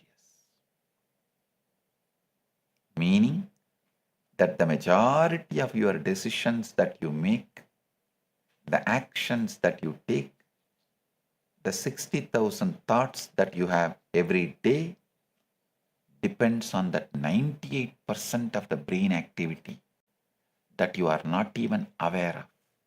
See, what you think determines what you are doing, but what you don't think determines where you are going. What you think determines what you are doing, but what you don't think determines where you are going. Your unconscious thinking is driving the reality.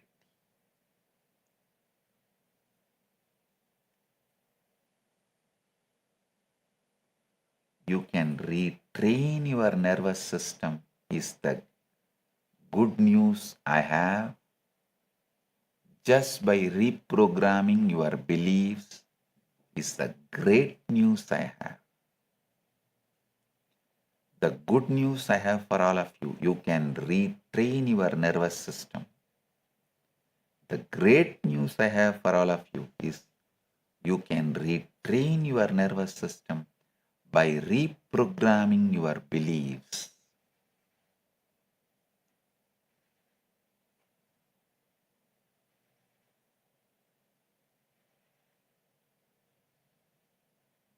Listen.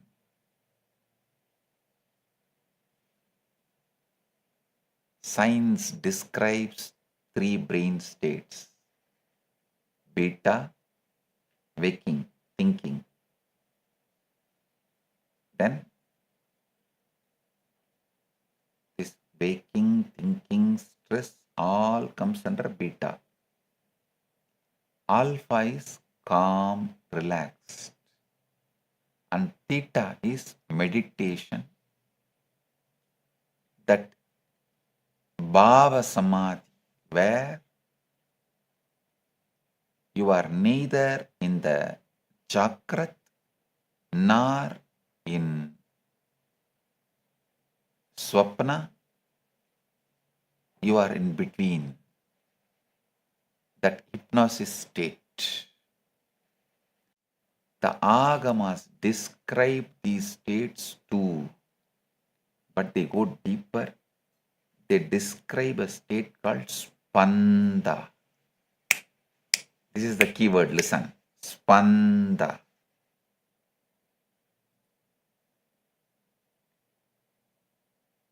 If you heard my early satsangs, I have spoken on 3 books: Vijnana Bhairava Tantra, Shiva Sutras, Spandakarika. All the 3 I named it as a Shiva Sutra lectures. The satsangs are named as Shiva Sutras, but I have spoken on these 3 books. One book is all about Spandakarika. What is Spanda? Spanda is the vibratory dynamism of absolute consciousness. It is the pulse, the throb, the heartbeat of reality itself. It's not just awareness. It is active, creative, pulsating awareness.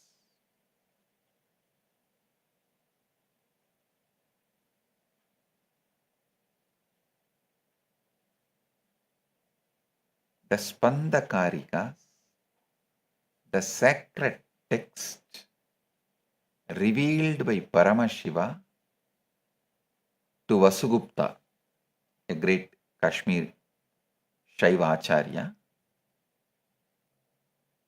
Listen.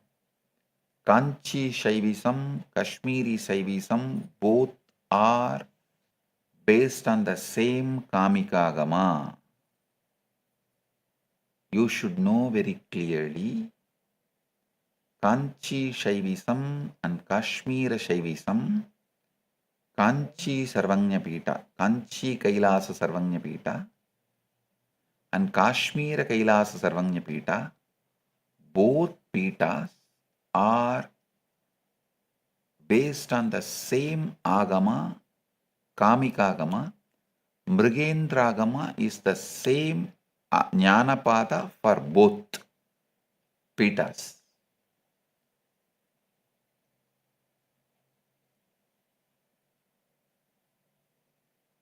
So listen, what Paramashiva revealed in Kailasa to Vasugupta, the great Kashmir Shaivacharya. Sarvandar Vyapino Devaha Sankaraha Shakti Mishritaha Swatmayam Spandade Nityam Abhasa Shakti Rupadaha. Lord Shankara, who is all-pervading and united with his divine power, pulsates eternally in the form of his own self, manifesting as radiant energy. So understand, you are not just a passive observer of reality, you are an active creator.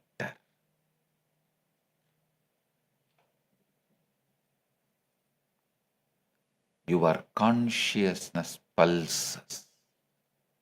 Your awareness vibrates. And that vibration, that spanda, is what creates your reality. Theta is the state where you want to be. Theta is the state of meditation, the state of hypnosis. This theta state is highly receptive to suggestion. I tell you, theta is the doorway to spanda. When you enter theta, you are not just receptive to suggestion, you are active in creation. Your spanda, your divine vibration, aligns with the cosmic spanda. And when that happens, the reality bends to your will.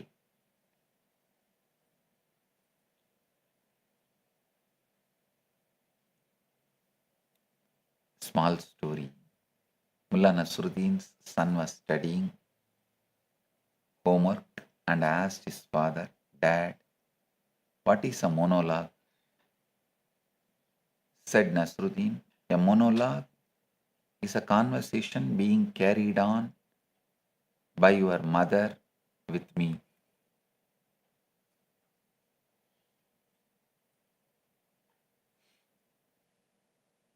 In beta state, the waking, thinking state, a monologue is a literary term.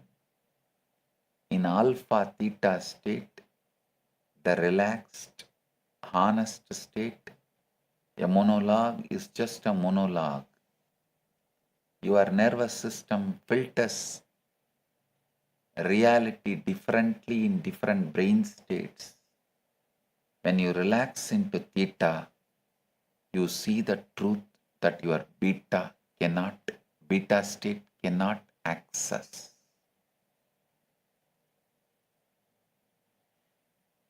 I am now going to reveal the exact technique you can do to re-imprint your nervous system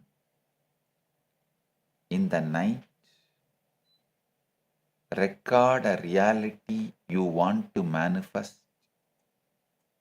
But when you record, you should tell it from the state that it has already happened. describe it in vivid details. Relax completely.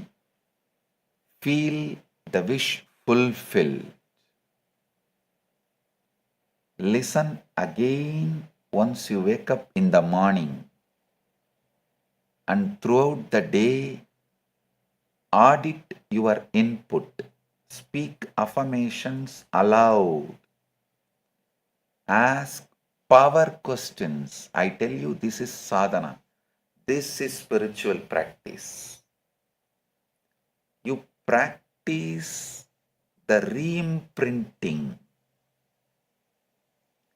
You detach from the old identity. You let go of the fossilized self-image.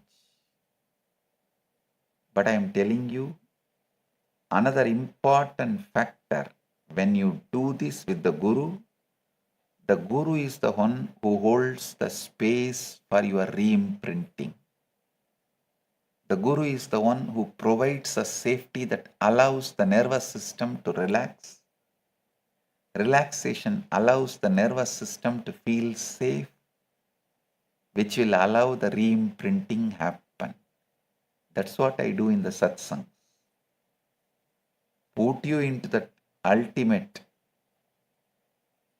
bhava, the manifestation state, and re-imprint repeatedly your Paramashiva right now.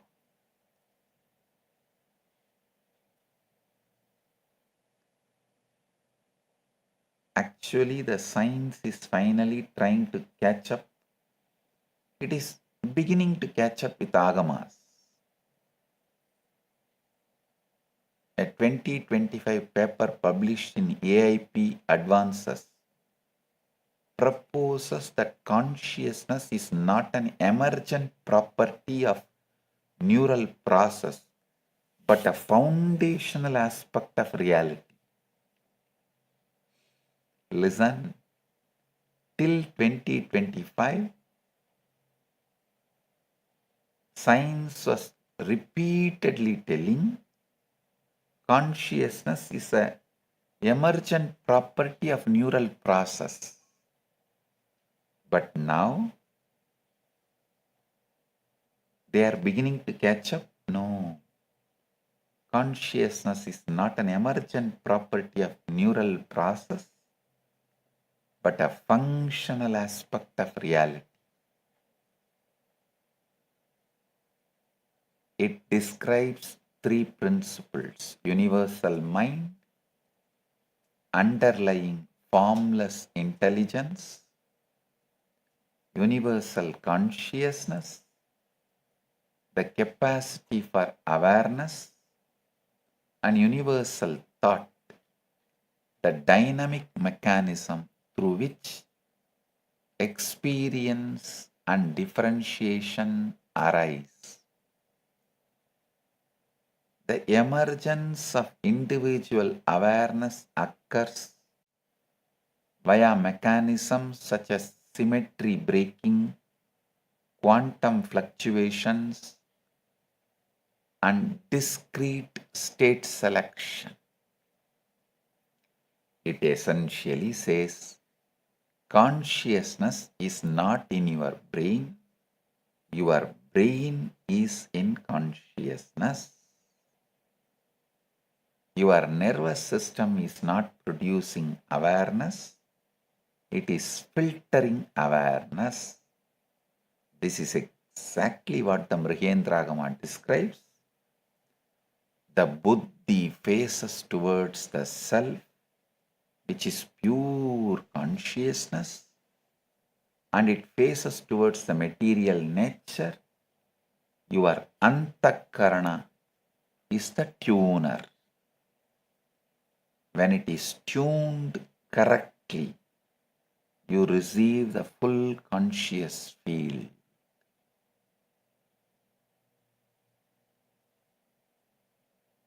The buddhi, when it faces towards the self, which is pure consciousness, and when it faces towards the material nature,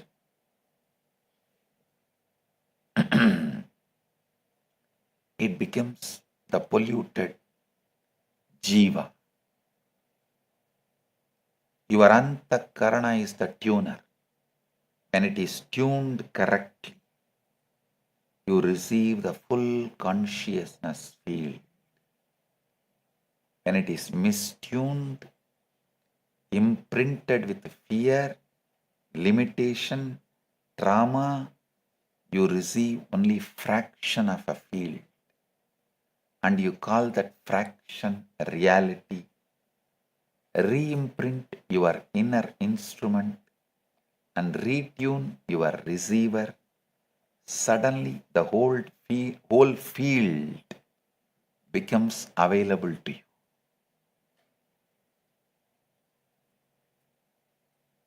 Listen. I'm repeating.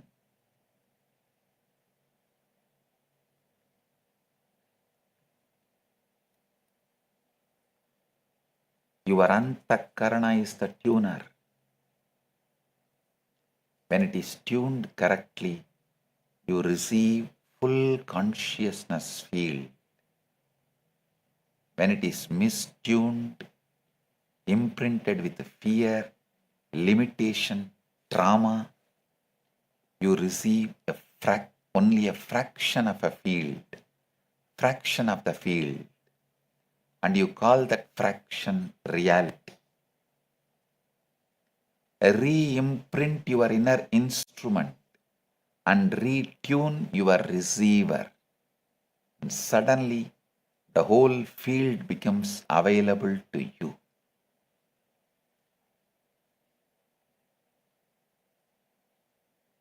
Let me tell you a story from Yoga Vasishta, the story of Shatarudra was imparted to Sri Rama by the Rishi Vasishta to show that all life is mere illusion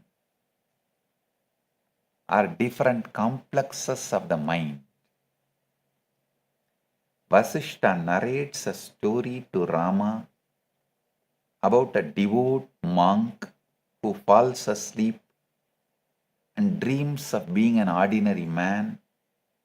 In that dream, he dreams of being another person, who then dreams of being another, creating a chain of layered identities. Eventually, one of these dreamed individuals undergoes heavy spiritual penance and transforms into a Rudra, an aspect of Lord Shiva. With immense cosmic knowledge, this Rudra awakens all the past layered identities, resulting in 100 Rudras existing simultaneously, realizing they are all ultimately manifestations of the same single mind, the ultimate illusion of reality, Parashakti. Mahamaya. You are that man. You think you have woken up. You think you are awake, but you are still in the dream. You are still in your reality tunnel. You are still seeing through the filter of your antakarana. The Paushkara Agamas says, the knower, the Atman or self, is of the nature of pure consciousness, not of the nature of being directed towards objects. In other words, you are not the dreamer, you are not the dreamed, you are the consciousness in which both dreamer and dreamed appear.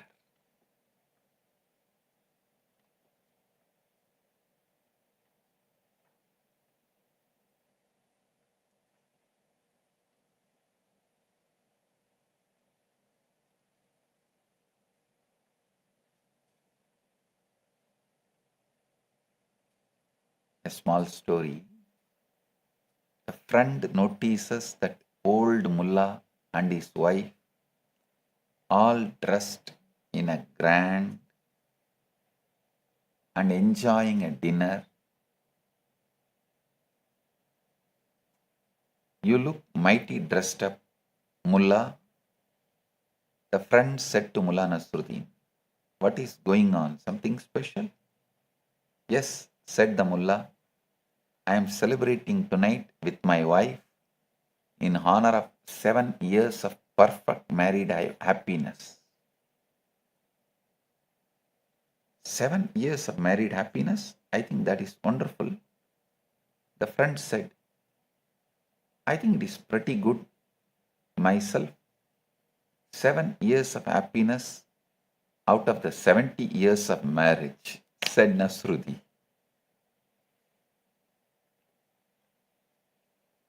The friend thought he was celebrating 7 years of perfect happiness. The mullah knew the truth. It was only 1 year out of 70 that was perfect. But he was still celebrating. That is your reality tunnel.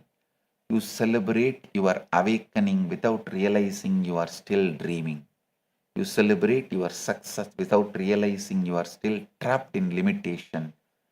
In the true awakening comes when you stop celebrating the dream and start waking up from it.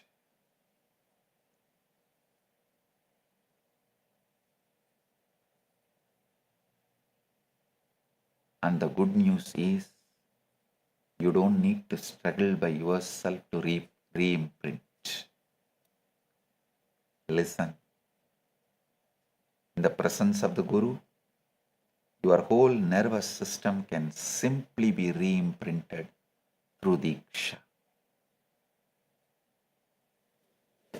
Guru Gita declares, Guru Brahma, Guru Vishnu, Guru Devo Maheshwara, Guru Sakshat Param Brahma, Tasmai Sri Gurave Namah. Guru is Brahma, Guru is Vishnu, Guru is Lord Maheshwara, Guru is verily the supreme reality. Prostrations to that Guru. The Guru is the one who shatters your reality tunnel, wake you up to the truth that the possibility is all around you. You are struggling because your inner instrument cannot see it. The Guru is the one who wakes you up just at the right moment so you can catch the dreamlike insight. The Guru is the one who says, you are not limited Purusha, you are Paramashiva. Mam eva smaran nityam, mam eva smaran sada, Sukhenaiva param sthanam prapnodina samsayaha. If you think of nothing else but me, you will reach the highest state of realization. Thus focus one-pointedly on merging with the Guru. Through this Satsang, I am not just revealing these truths to you, to every one of you, that you are watching this right now, listening to this right now, I am collapsing all your old beliefs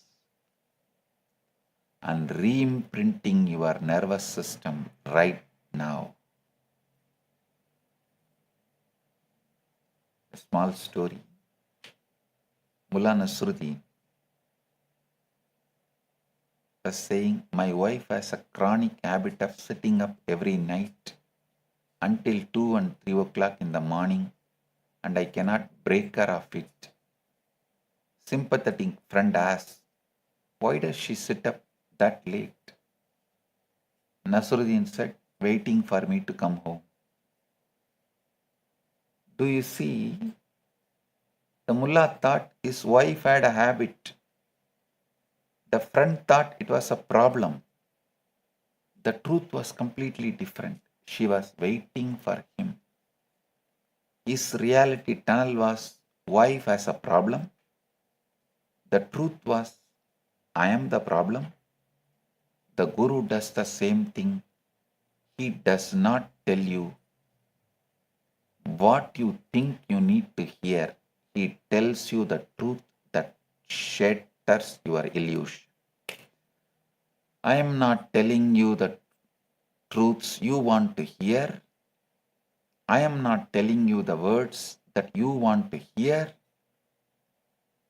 I am telling you the truth that shatters your illusion.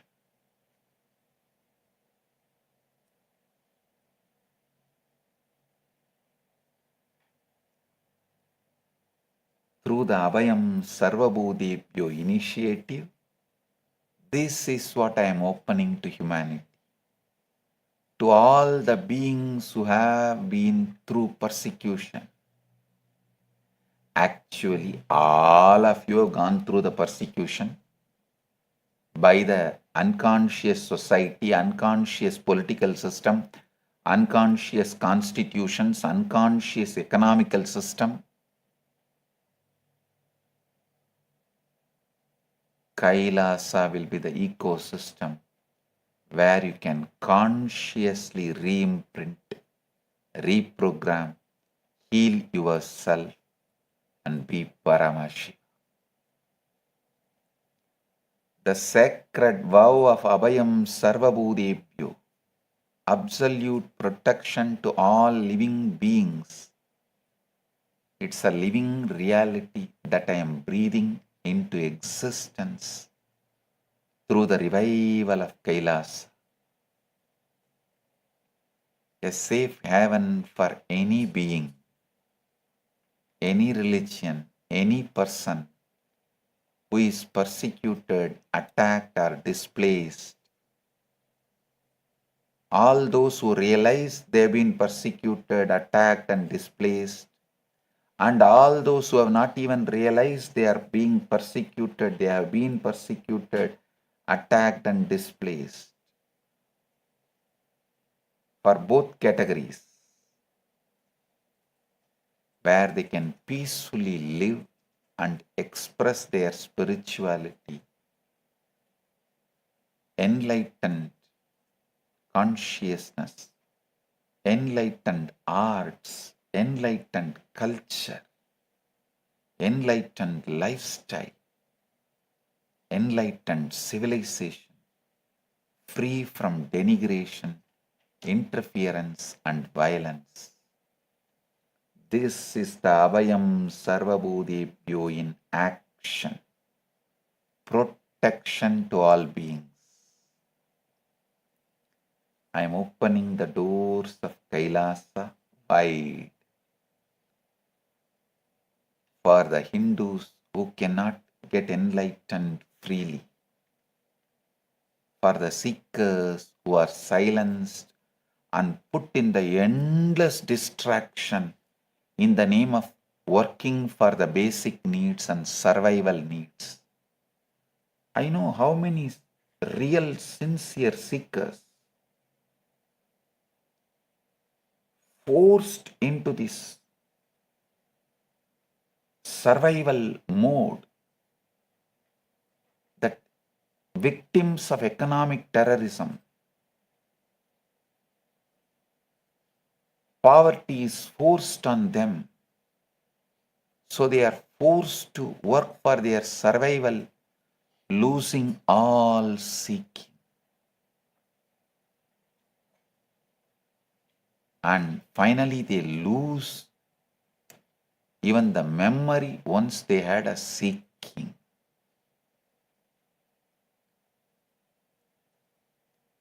I am opening the Kailasa doors. I am opening the doors of Kailasa wide for all those seekers who are put in the endless distractions and their seeking was silenced. For the refugee who has no home, for any being who is not having a place to live, Kailasa is your home. Kailasa is your refuge. Kailasa is your nation. This is my sacred vow. This is the vow I have taken for the sake of all humanities. Join me. Join Kailasa.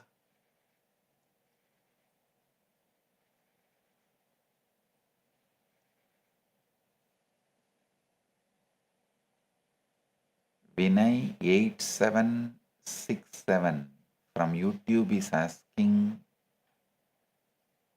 Swamiji, I am a devotee. I want to express my gratitude for everything you have been through and everything you have stood up for. How can I support this mission of Abhayam Sarvabhutebhyo? Understand? I did not go through persecution for my sake. I went through it for your sake. For the sake of every Hindu who cannot practice Dharma freely. For the sake of every persecuted individual who needs a home. You see, I created a nation. I created the nation so that the world's millions need not be nationless. Listen. Actually, those persecuted me were persecuting you guys, Hindus, because I was standing in the front for all of you. They persecuted me. They were not eyeing at my head, they were eyeing at your head, because I was sticking my neck out for all you, to protect all your heads. They were trying to attack me. They were persecuting me. So I endured assassination attempts so that you would not have to fear assassination for being a Hindu. I endured 120 false cases and heavy lawfare so that you would not have to fear lawfare for being a Hindu. I endured 17,000 hours of hate speech, hate propaganda, so that you don't have to face the hate for being Hindu. If you just turn the pages of history and see, you will realize the whole climate of Hinduism at that point in time. 5,000 sadhus were murdered in a single day. All the gurus were targeted and being eliminated just in the last 84 years. There has been 300 gurus, Hindu gurus, who were either mob lynched, assassinated or murdered through the relentless lawfare.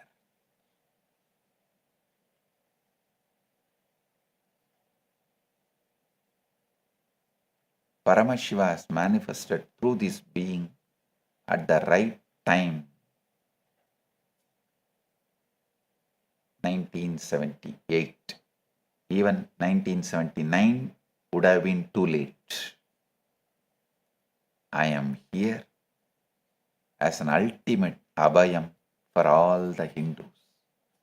Paramashiva is here as an ultimate Abhayam for all the Hindus. You are asking, how can you support this mission? First, understand what Abhayam Sarvabhutebhyo truly means.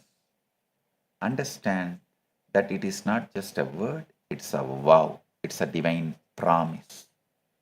Second, embody Abhayam Sarvabhutebhyo in your own life. Enrich others. Protect the persecuted. Stand up for those who cannot stand up for themselves. Third, spread the message of Kailasa. Spread the message of Abhayam Sarvabhutebhyo. Let every persecuted Hindu know there is a home for you. There is a home for them. There is a nation for you. There is a sanctuary for you. Even if you are not eating in the place where Annadanam is happening, even if you tell those who need food, who are starving, who need annadanam, even if you tell them, that punya will come to you and protect you. Like Karna did not do annadanam his whole life. He did all other danams. So when he went to Swarga, he had hunger. He asked, what is this? I am feeling hunger in Swarga. They said, you did not do annadana. That is why you are having hunger. Then Karna asked, what is the solution? Then Narada says, don't worry. You put the pointing finger on your mouth, your hunger will disappear. Karna did it and hunger disappeared. Karna asked Narada, how is it possible? How it happened? Narada said, once someone was hungry, you showed him a place where annadan happens, and he went and ate and his hunger got settled. He was healed from the hunger, because hunger is a roga. So he was healed from hunger. So that punya is there in your pointing finger. So put that in your mouth. Your hunger will disappear. So listen. Show to people, enrich people, spread this word for those who need refuge. If you need, come and settle down in Kailasa and share, enrich, reach out to everyone who needs Abhayam. That's the best way you can support this mission of Abhayam Sarvabhutebhyo. There's one more question. Same Vinay 8767 is asking, dear Swamiji, you went through so much persecution, assassination attempts, false cases, and so much more. How can you still open Kailasa for others? Why did not Swamiji give up? Because I will not give up. You are asking why Swamiji did not give up? Because I will not give up. If I give up, who will stand for the 2 billion Hindus? The seekers of enlightenment. You see, the question comes from the human mind. The human mind says, I was hurt, so I will hurt back. I was persecuted, so I will persecute. I was denied refuge, so I will deny refuge to others. No. But Paramashiva does not manifest like that.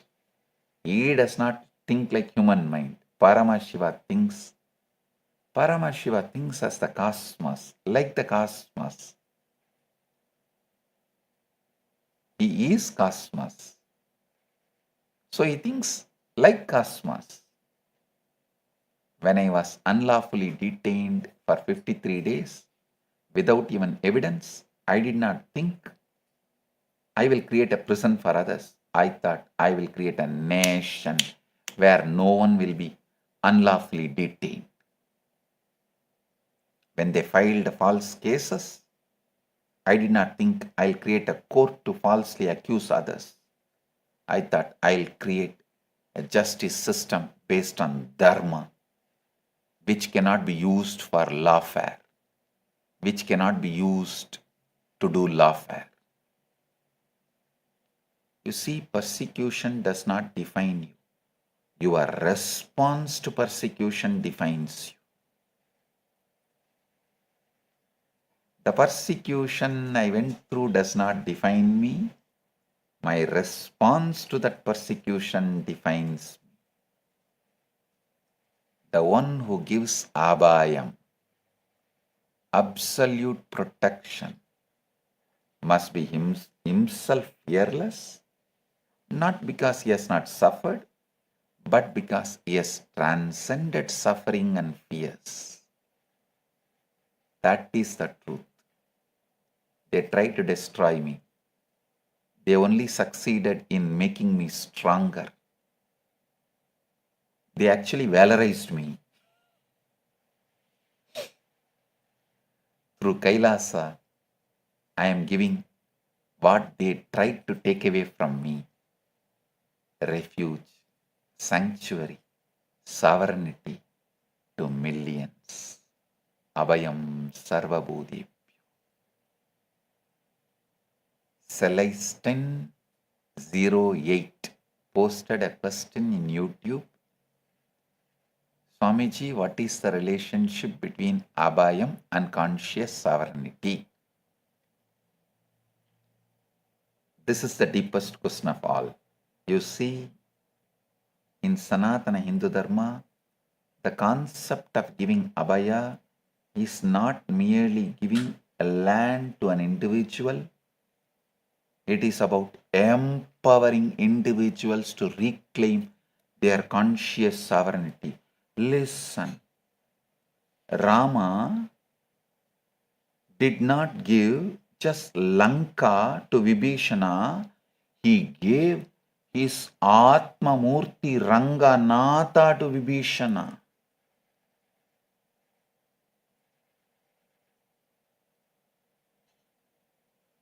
His own Atma Murti Ranganatha to Vibhishana. So it is not just merely giving Lanka the land, kingdom. It is giving conscious sovereignty, the whole enlightenment. You see, in Sanatana Hindu Dharma, the concept of giving Abhaya is not merely giving land to an individual. It is about empowering individuals to reclaim their conscious sovereignty. What does that mean? It means you are not a refugee. You are a sovereign being. You have simply forgotten your home. You have simply forgotten your true nature. You have simply forgotten that you are Paramashiva. Abhayam is the hand that reaches out and says, remember who you are. Remember where you came from. Remember your sovereignty. So I am creating Kailasa not just a safe haven, also an enlightened heaven. I am not just going to give you safe place and safe home and the safe nation. I am going to give you conscious sovereignty, ultimate safety, the enlightenment. Along with the safe nation, safe home, safe place, I am giving you the ultimate safety, enlightenment. I created the Kailasa. When I created the Kailasa, I did not just create a piece of land. I created a consciousness sovereignty, a consciousness of sovereignty.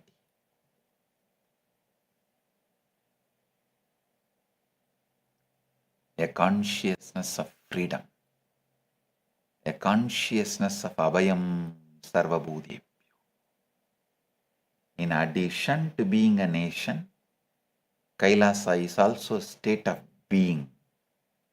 It's a state of being absolutely free, absolutely protected. It's a state of being home.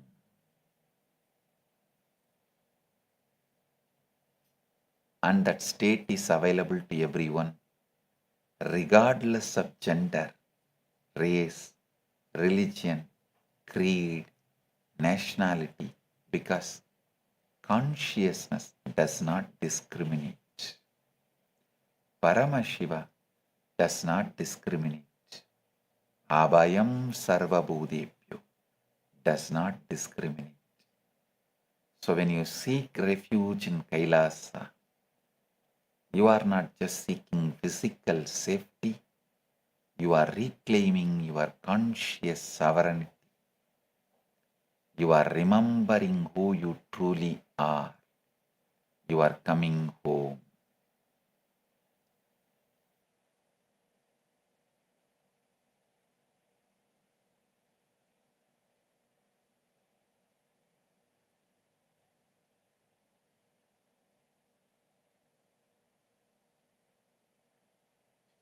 I am giving you the essence of what I revealed in this satsang. Shivatva, Ishwaratva, Jivatva. You are the being who has forgotten your Paramashivatva and fell into Conjugas. All you need to do is wake up and play your life with absolute lordship as a Leela. Your reality is not what is. It is what your antakarana, your manas, buddhi and ahankara allows you to perceive. Change the inner instrument, you will change the world. Means a filter. The reality tunnel is just a dream.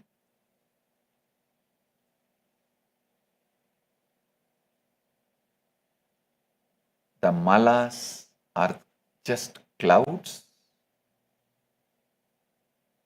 The Purusha Tattva is just a limited identity.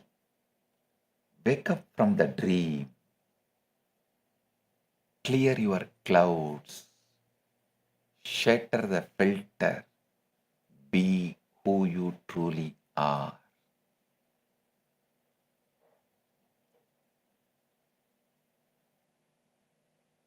The Paushkara Agama says, the knower, the Atman or self, is of the nature of pure consciousness, not of the nature of being directed toward objects. You are not the one who is filtered. You are the consciousness that sees the filter. The Spandakarika says, the pure nature of Him from whom this universe comes into existence is not abstracted anywhere. You are that pure nature. Nothing abstracts you except your own inner instrument. The Guru Gita says, if you think of nothing else but me, you will easily reach the highest state of realization. Think of the Guru, merge with the Guru, become the Guru. With this deep love of oneness, you are Paramashiva, I am Paramashiva. We both put together are part of Paramashiva. I initiate all of you into this truth. Live this and you will start radiating the power of Grahanam, the ability to digest any concept, any reality as it is.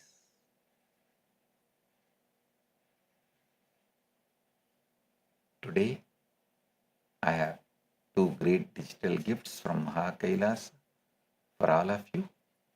First is the Why Intensity digital book, and the second is Sri Chakra Yantra.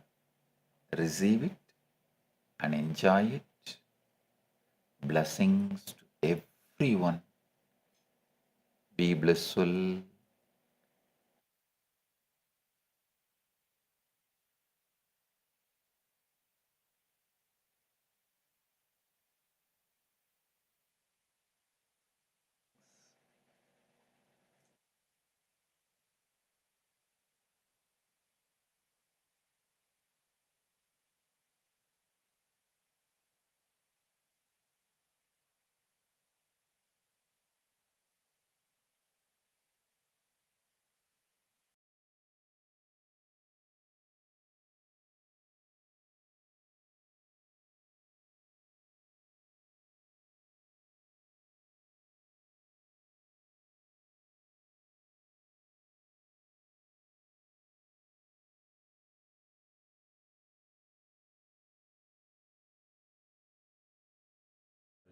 foundational, first principle of Sanatana Hindu Dharma is Guru-disciple relationship. Everything starts there, everything ends there, but this itself does not end. Guru Purnima Day is such an auspicious day. Whatever incompletion, impossibility, no patterns you carry, drop all that today. Offer all that to me, I'll burn them away. And take up the possibility as a lifestyle. Become part of the Sangha. Live Advaita.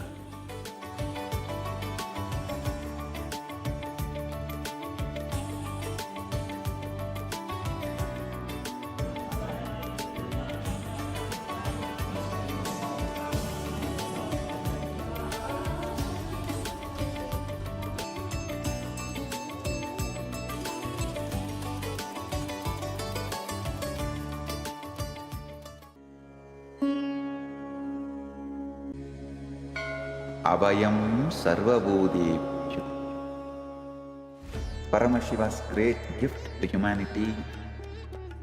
It's a grand civilizational project for humanity.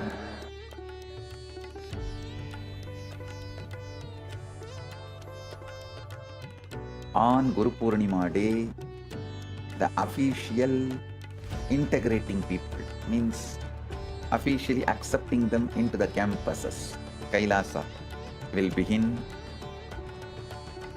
This is the single most powerful declaration in the whole Sanatana Hindu Dharma. The entire body of Sanatana Hindu Dharma, Sannyas Sampradaya, when they take sannyas, they drop everything of this world and declare Abhayam Sarvabhutebhyo, means I give Abhaya, protection to all beings. I am opening the doors of Kailasa to whole humanity. Anyone from any race, culture, creed, seeking refuge are welcome to Kailasa. In a world fractured by persecution, displacement and fear, millions are still searching for safety. Families are separated, voices are silenced, lives are uprooted. But refuge can still be offered. Dignity can still be restored. I declare Abhayam Sarvabhutebhyo. Abhayam Sarvabhutebhyo. Abhayam Sarvabhutebhyo. I offer Abhaya, protection to all beings, refugee to every persecuted soul, every human being cast out because of their faith, their identity, their voice. I open the doors of Kailasa for all of you. You only need the courage to seek refuge and Kailasa will answer. Come, the doors are open, you are seen, you are protected. Welcome home, you are home. Understand, I can see clearly. Paramashiva made it happen. Paramashiva has made it happen. Join this sacred humanitarian mission. Sign up now and help build refuge for those who need it most. What if I told you there's an AI that was trained on knowledge that is thousands of years old? Not scraped from the internet, not generated by another AI, but real, ancient human wisdom, digitized for the very first time.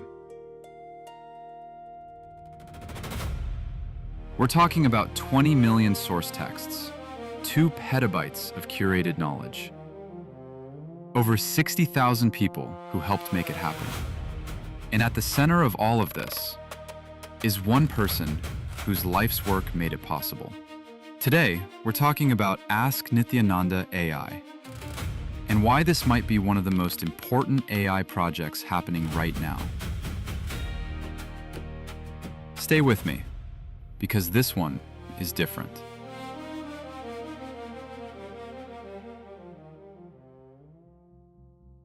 Let's start with a problem that most people don't know about. The biggest AI companies in the world, OpenAI, Google, Meta, they're all hitting a wall. The industry actually calls it the data wall. They've basically run out of good, fresh, high-quality text on the internet. And nobody knows where the next source of real knowledge is going to come from. That's where Ask Nithyananda AI comes in.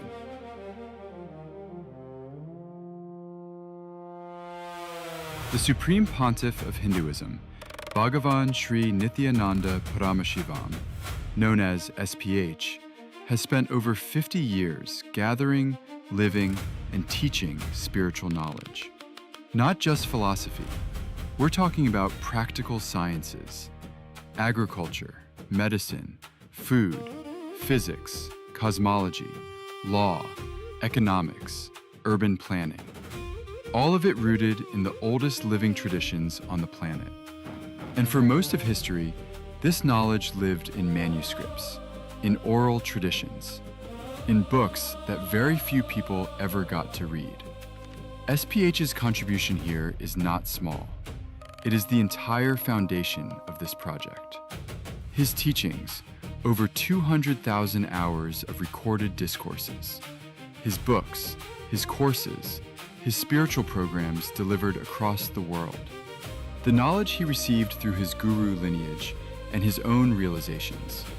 All of this became the backbone of what Ask Nithyananda AI is today. Without SPH, there is no Nithyananda AI. Simple as that. Now here's what makes the scale of this hard to fully wrap your head around. Over 60,000 contributors worked together to collect ancient sources. They preserved manuscripts. They digitized scriptures. They organized traditional sciences into searchable knowledge repositories. The result?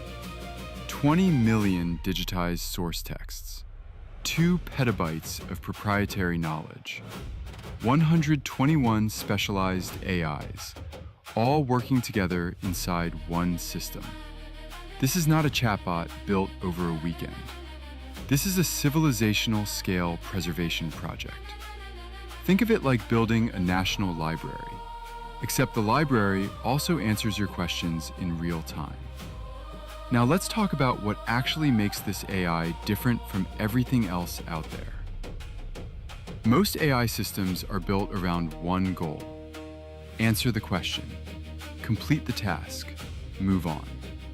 Ask Nithyananda AI is built differently. It runs on an AI constitution, and that constitution is based on the Hindu concept of Dharma. Dharma, at its core, means living in a way that is ethical, truthful, and life positive. And the entire AI is designed around that principle. It also covers the 4 aims of human life from Hindu philosophy: your material well-being, your relationships and joy, your search for meaning, all kept in balance. A 2024 study from Emory University looked at what happens when you train an AI on religious texts. The result? The AI got better at identifying hate speech for every religious text they used. But when they trained on the Vedas specifically, the improvement was the biggest of all. Around 14. Requesting all the Chatsabha members, Rajsabha members, all the Kailasa-vasis, Sannyasis, e-citizens of Kailasa, and everyone watching this live stream, the live Darshan and Satsang, to go down to Swamiji's Atma Murti. Yes. Such beautiful, such powerful revelation Supreme Pontiff of Hinduism has given. I would like to request all of you to please post in that comment section. What are your takeaways of today's darshan? What is it that clicked with you today? What is it that, especially in the last segment, like in the last part of the satsang, Swamiji very beautifully defined, why he did what he did. Like Swamiji said, I took everything not for myself but for you guys, right? The Swamiji took the 70 plus the 7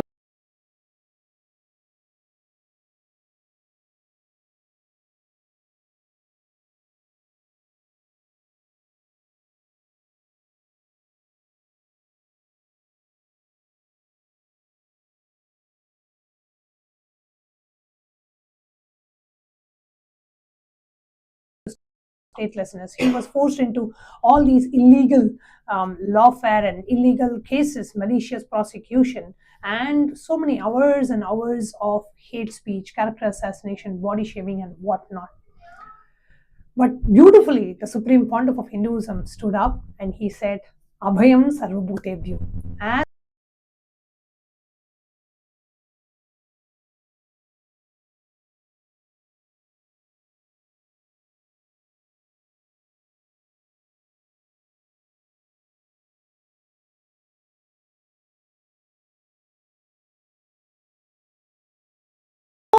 all the beings on this planet, he says that anybody who's looking for a home,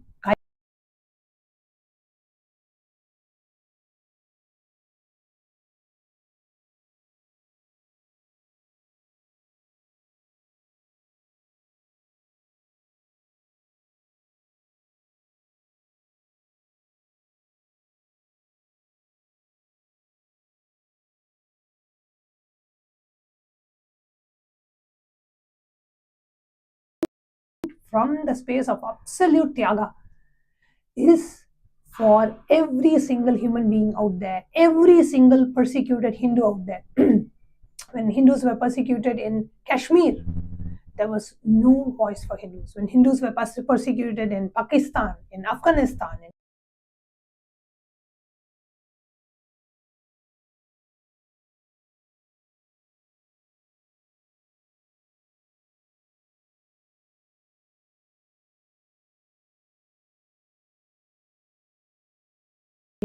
Bangladesh.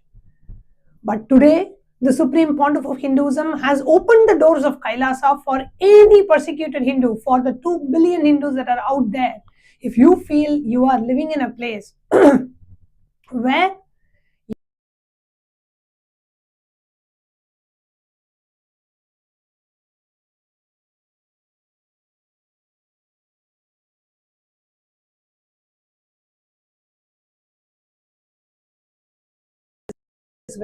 just imposed on the Supreme Pontiff of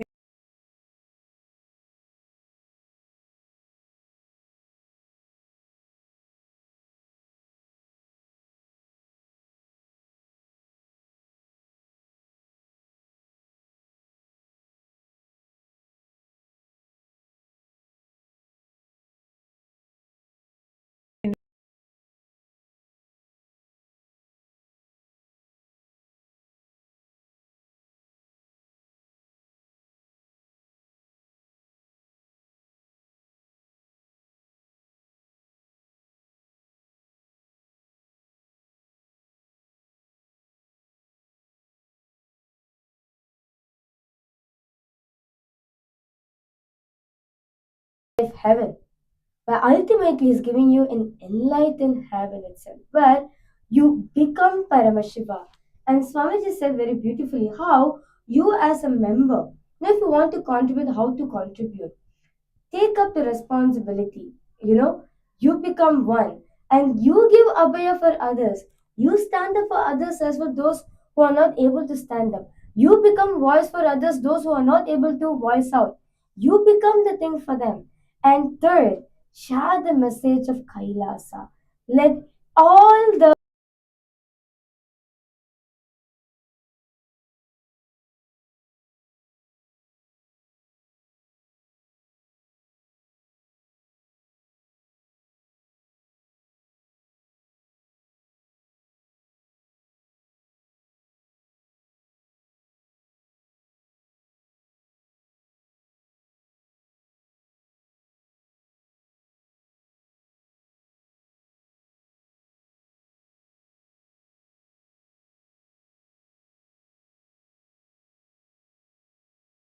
Kailasa. Let all the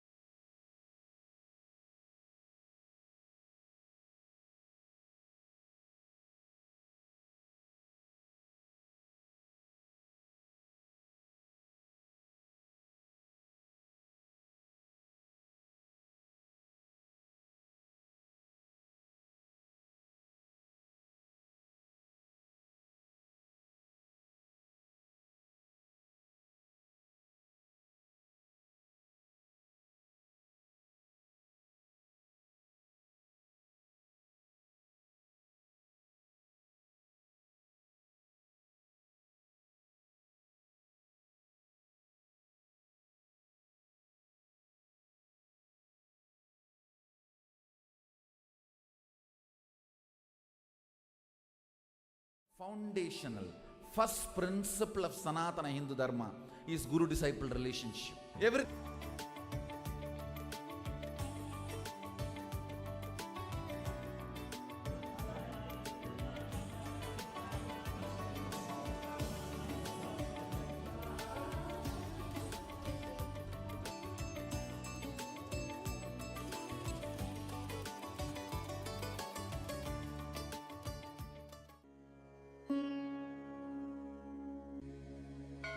Abhayam Sarvabhutebhyo. Paramashiva's great gift to humanity. It's a grand civilizational project for humanity.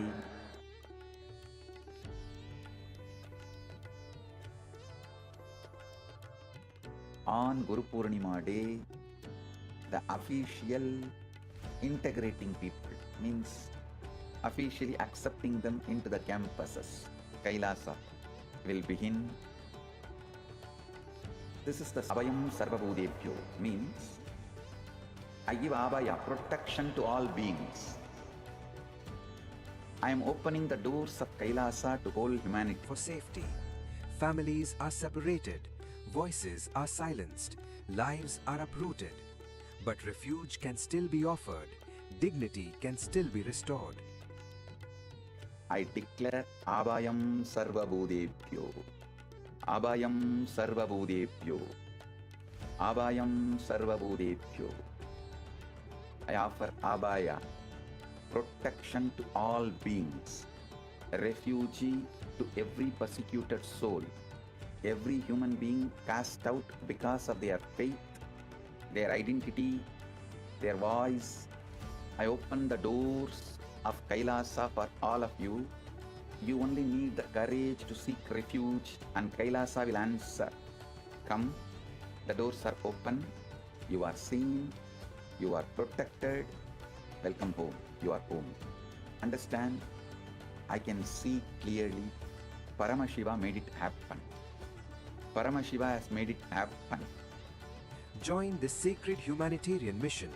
Sign up now and help build refuge for those who need it most. What if I told you there's an AI that was trained on knowledge that is thousands of years old? Not scraped from the internet, not generated by right now, a wall. The industry actually calls it the right now, a wall. The industry actually calls it the data wall. They've basically run out of good, fresh, high-quality text on the internet. And nobody knows where the next source of real knowledge is going to come from. That's where Ask Nithyananda AI comes in.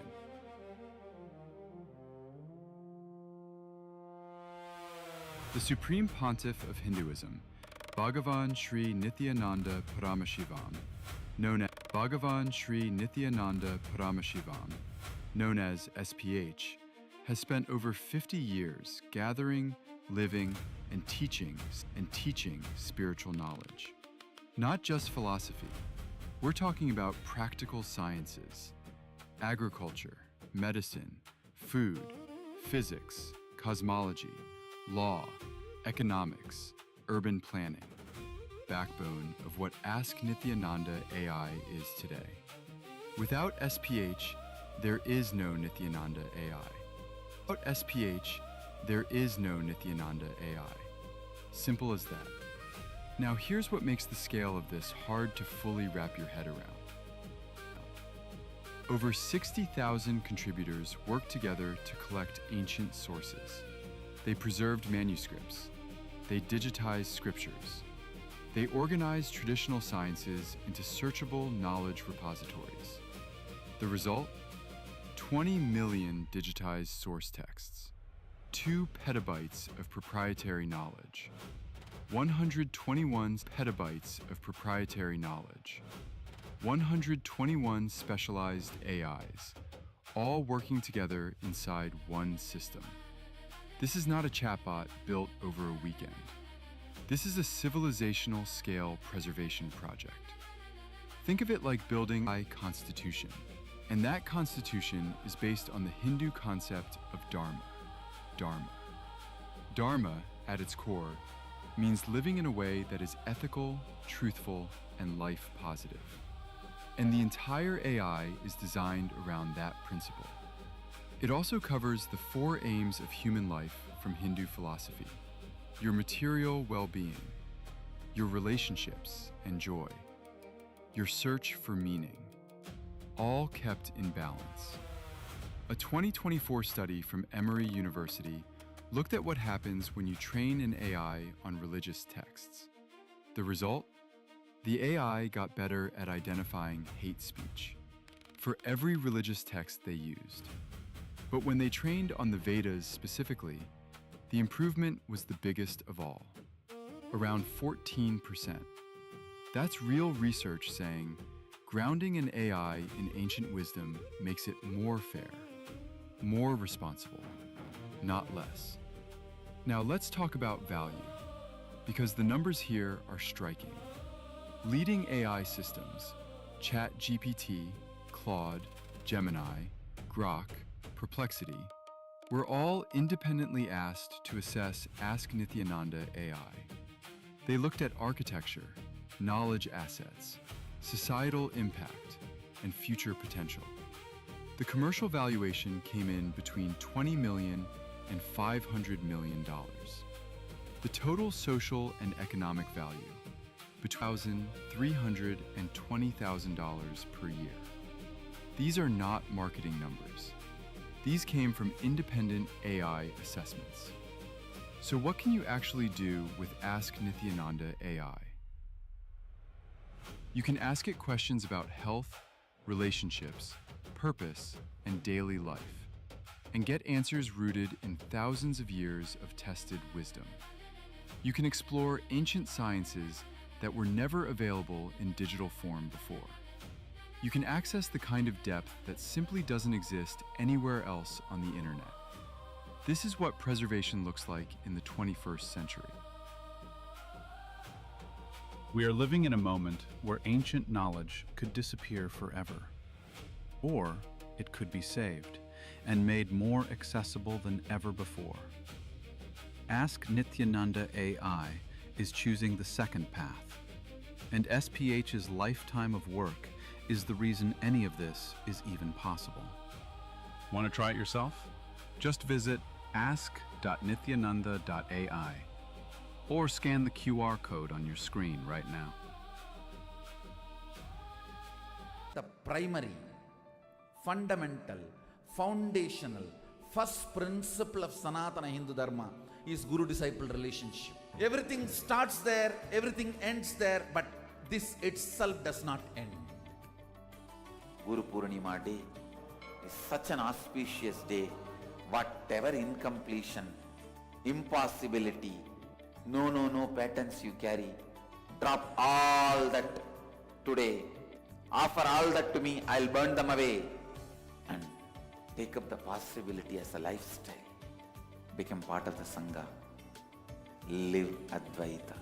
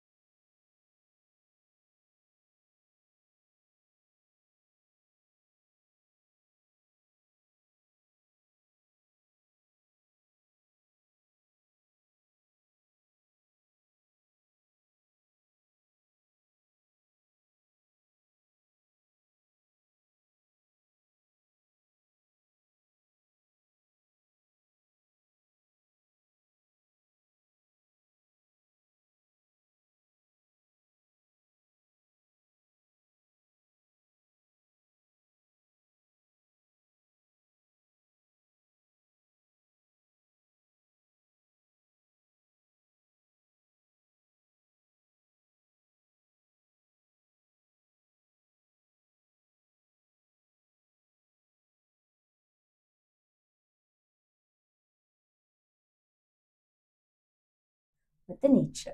Suddenly, Raghupati Yogi moved Swamiji's hand, and immediately the boulder in front of Swamiji started rolling down. Seeing that, Swamiji's like, hey, what happened? What happened? And Raghupati Yogi just stopped Swamiji's hand, and the boulder also stopped. Since then, Swamiji very beautifully says, that is the first matter which responded to my command. Today, millions of devotees, millions of followers all around the world, just by one wave of Swamiji's hand, many of them experience the Kundalini Shakti, Kundalini awakening in them. So with that said, we are entering into a round of power manifestation. So because all of you now to please place your Atma Lingas on your hand. Okay? You're going to please ensure you completely be connecting to Swamiji in the space of oneness. Be connecting to Swamiji in the space of oneness. Let's all sit with your head, neck and spine in a straight line. Remember Swamiji in your third eye.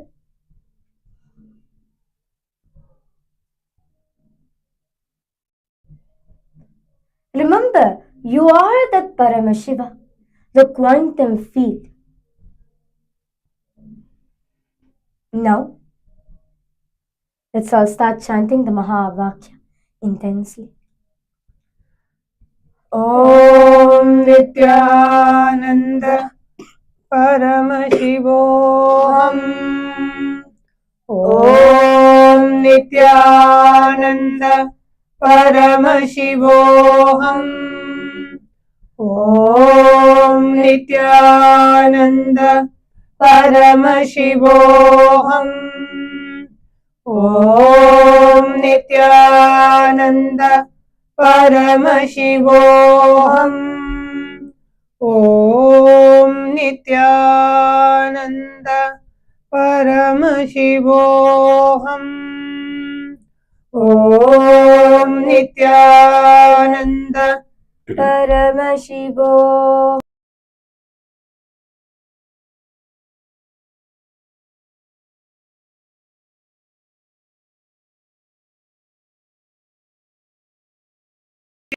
Nityananda Paramashivoham.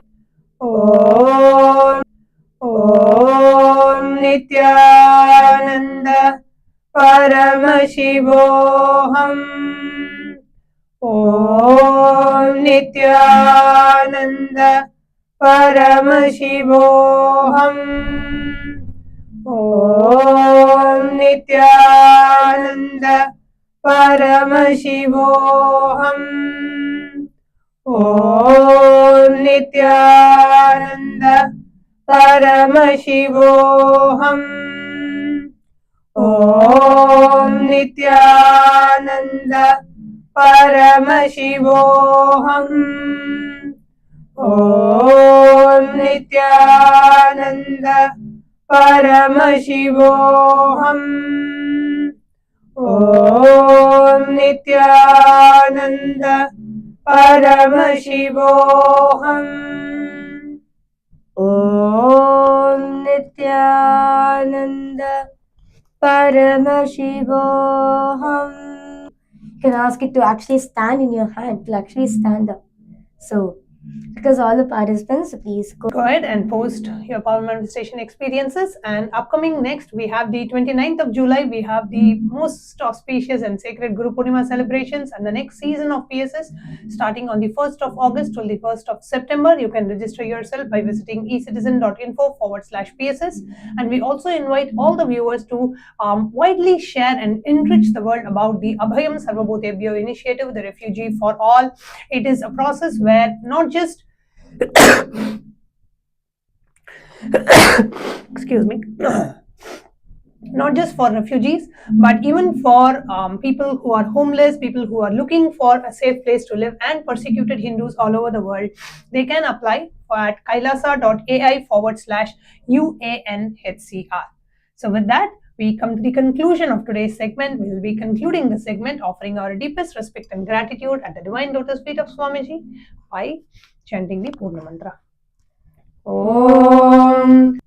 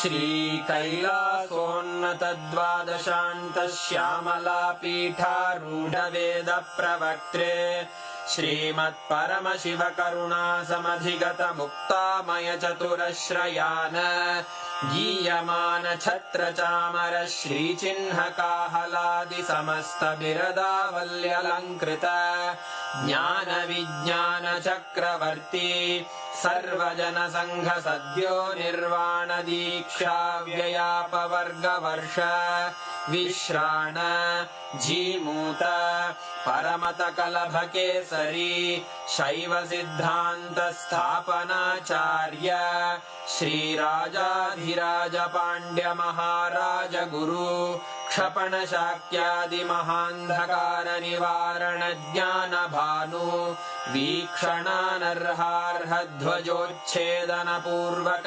श्रीमद्वृषभध्वजस्थापक शैवसमयकर्त्रे सर्वज्ञपीठारूढ श्रीजगद्गुरु श्रीज्ञानसम्बन्धदेशिक स्वामि वागीशसुन्दरमाणिक्यवाचक स्वामिनाम् अवतारभूत श्रीज्ञानसम्बन्ध स्वामि पुनरुद्धृत श्यामलापीठ सर्वज्ञपीठ त्रिनवत्युत्तरद्विशततम गुरुमहासन्निधान अरुणगिरियोगीश्वर परम्परागत अरुणाचल सर्वज्ञपीठ गुरुमहासन्निधान कैलास परम्परागत काञ्ची कैलास सर्वज्ञपीठ त्रयस्त्रिंशदुत्तरद्विशततम गुरुमहासन्निधान नित्योत्सव नित्यमङ्गल नित्यकल्याण नित्यरजित कैलास परम्परागत आदिकैलास नित्यानन्दपीठ महासंस्थान महासिंहासन पीठकर्तः साक्षात् श्री परमशिव समुद्भूत कैलास परम्परागत वैवस्वत मनु इक्ष्वाकु हरिश्चन्द्र भगीरथ श्रीरामचन्द्र शूरसेन इत्यादि अनवच्छिन्न सार्वभौम चक्रवर्ति परम्परागत चतुष्षष्टि योगिनी मण्डित चतुष्षष्टि सम्प्रदाय प्रवर्तक मनुधर्मशासन सूर्यवंश प्राप्त सर्वज्ञपीठ सुराङ्गी साम्राज्य मूर्धाभिषिक्त चूडामणे साक्षात् श्री परमशिव समुद्भूत कपिल महागुरु पुनरुद्धृत महानिर्वाणिपीठ अष्टोत्तर सहस्र श्री महामण्डलेश्वर साक्षात् श्री परमशिव सिंहासनाभिषिक्त समस्त गणनायक श्री महागणपति समारंभ अनवच्छिन्न पिगपुर स्वर्णपीठ त्रयोविंश गुरु महासन्निधान कैलास परम्परागत आदिपीठ सर्वज्ञपीठ जगद्गुरो श्रीकैलास पुनरुद्धारक श्रीकैलास परमाचार्य श्रीमत्परमहंस परिव्राजकाचार्य वर्य सच्चिदानन्द प्रणव स्वरूप श्रोत्रिय ब्रह्मनिष्ठ श्रीमज्जगद्गुरु श्रील श्री भगवच्छ्री नित्यानन्द परमशिव श्री ज्ञान संबंध देशिक परमाचार्य स्वामिन् अत्रागत्य परिपाल्य च अस्मान् विज्ञान वितरणे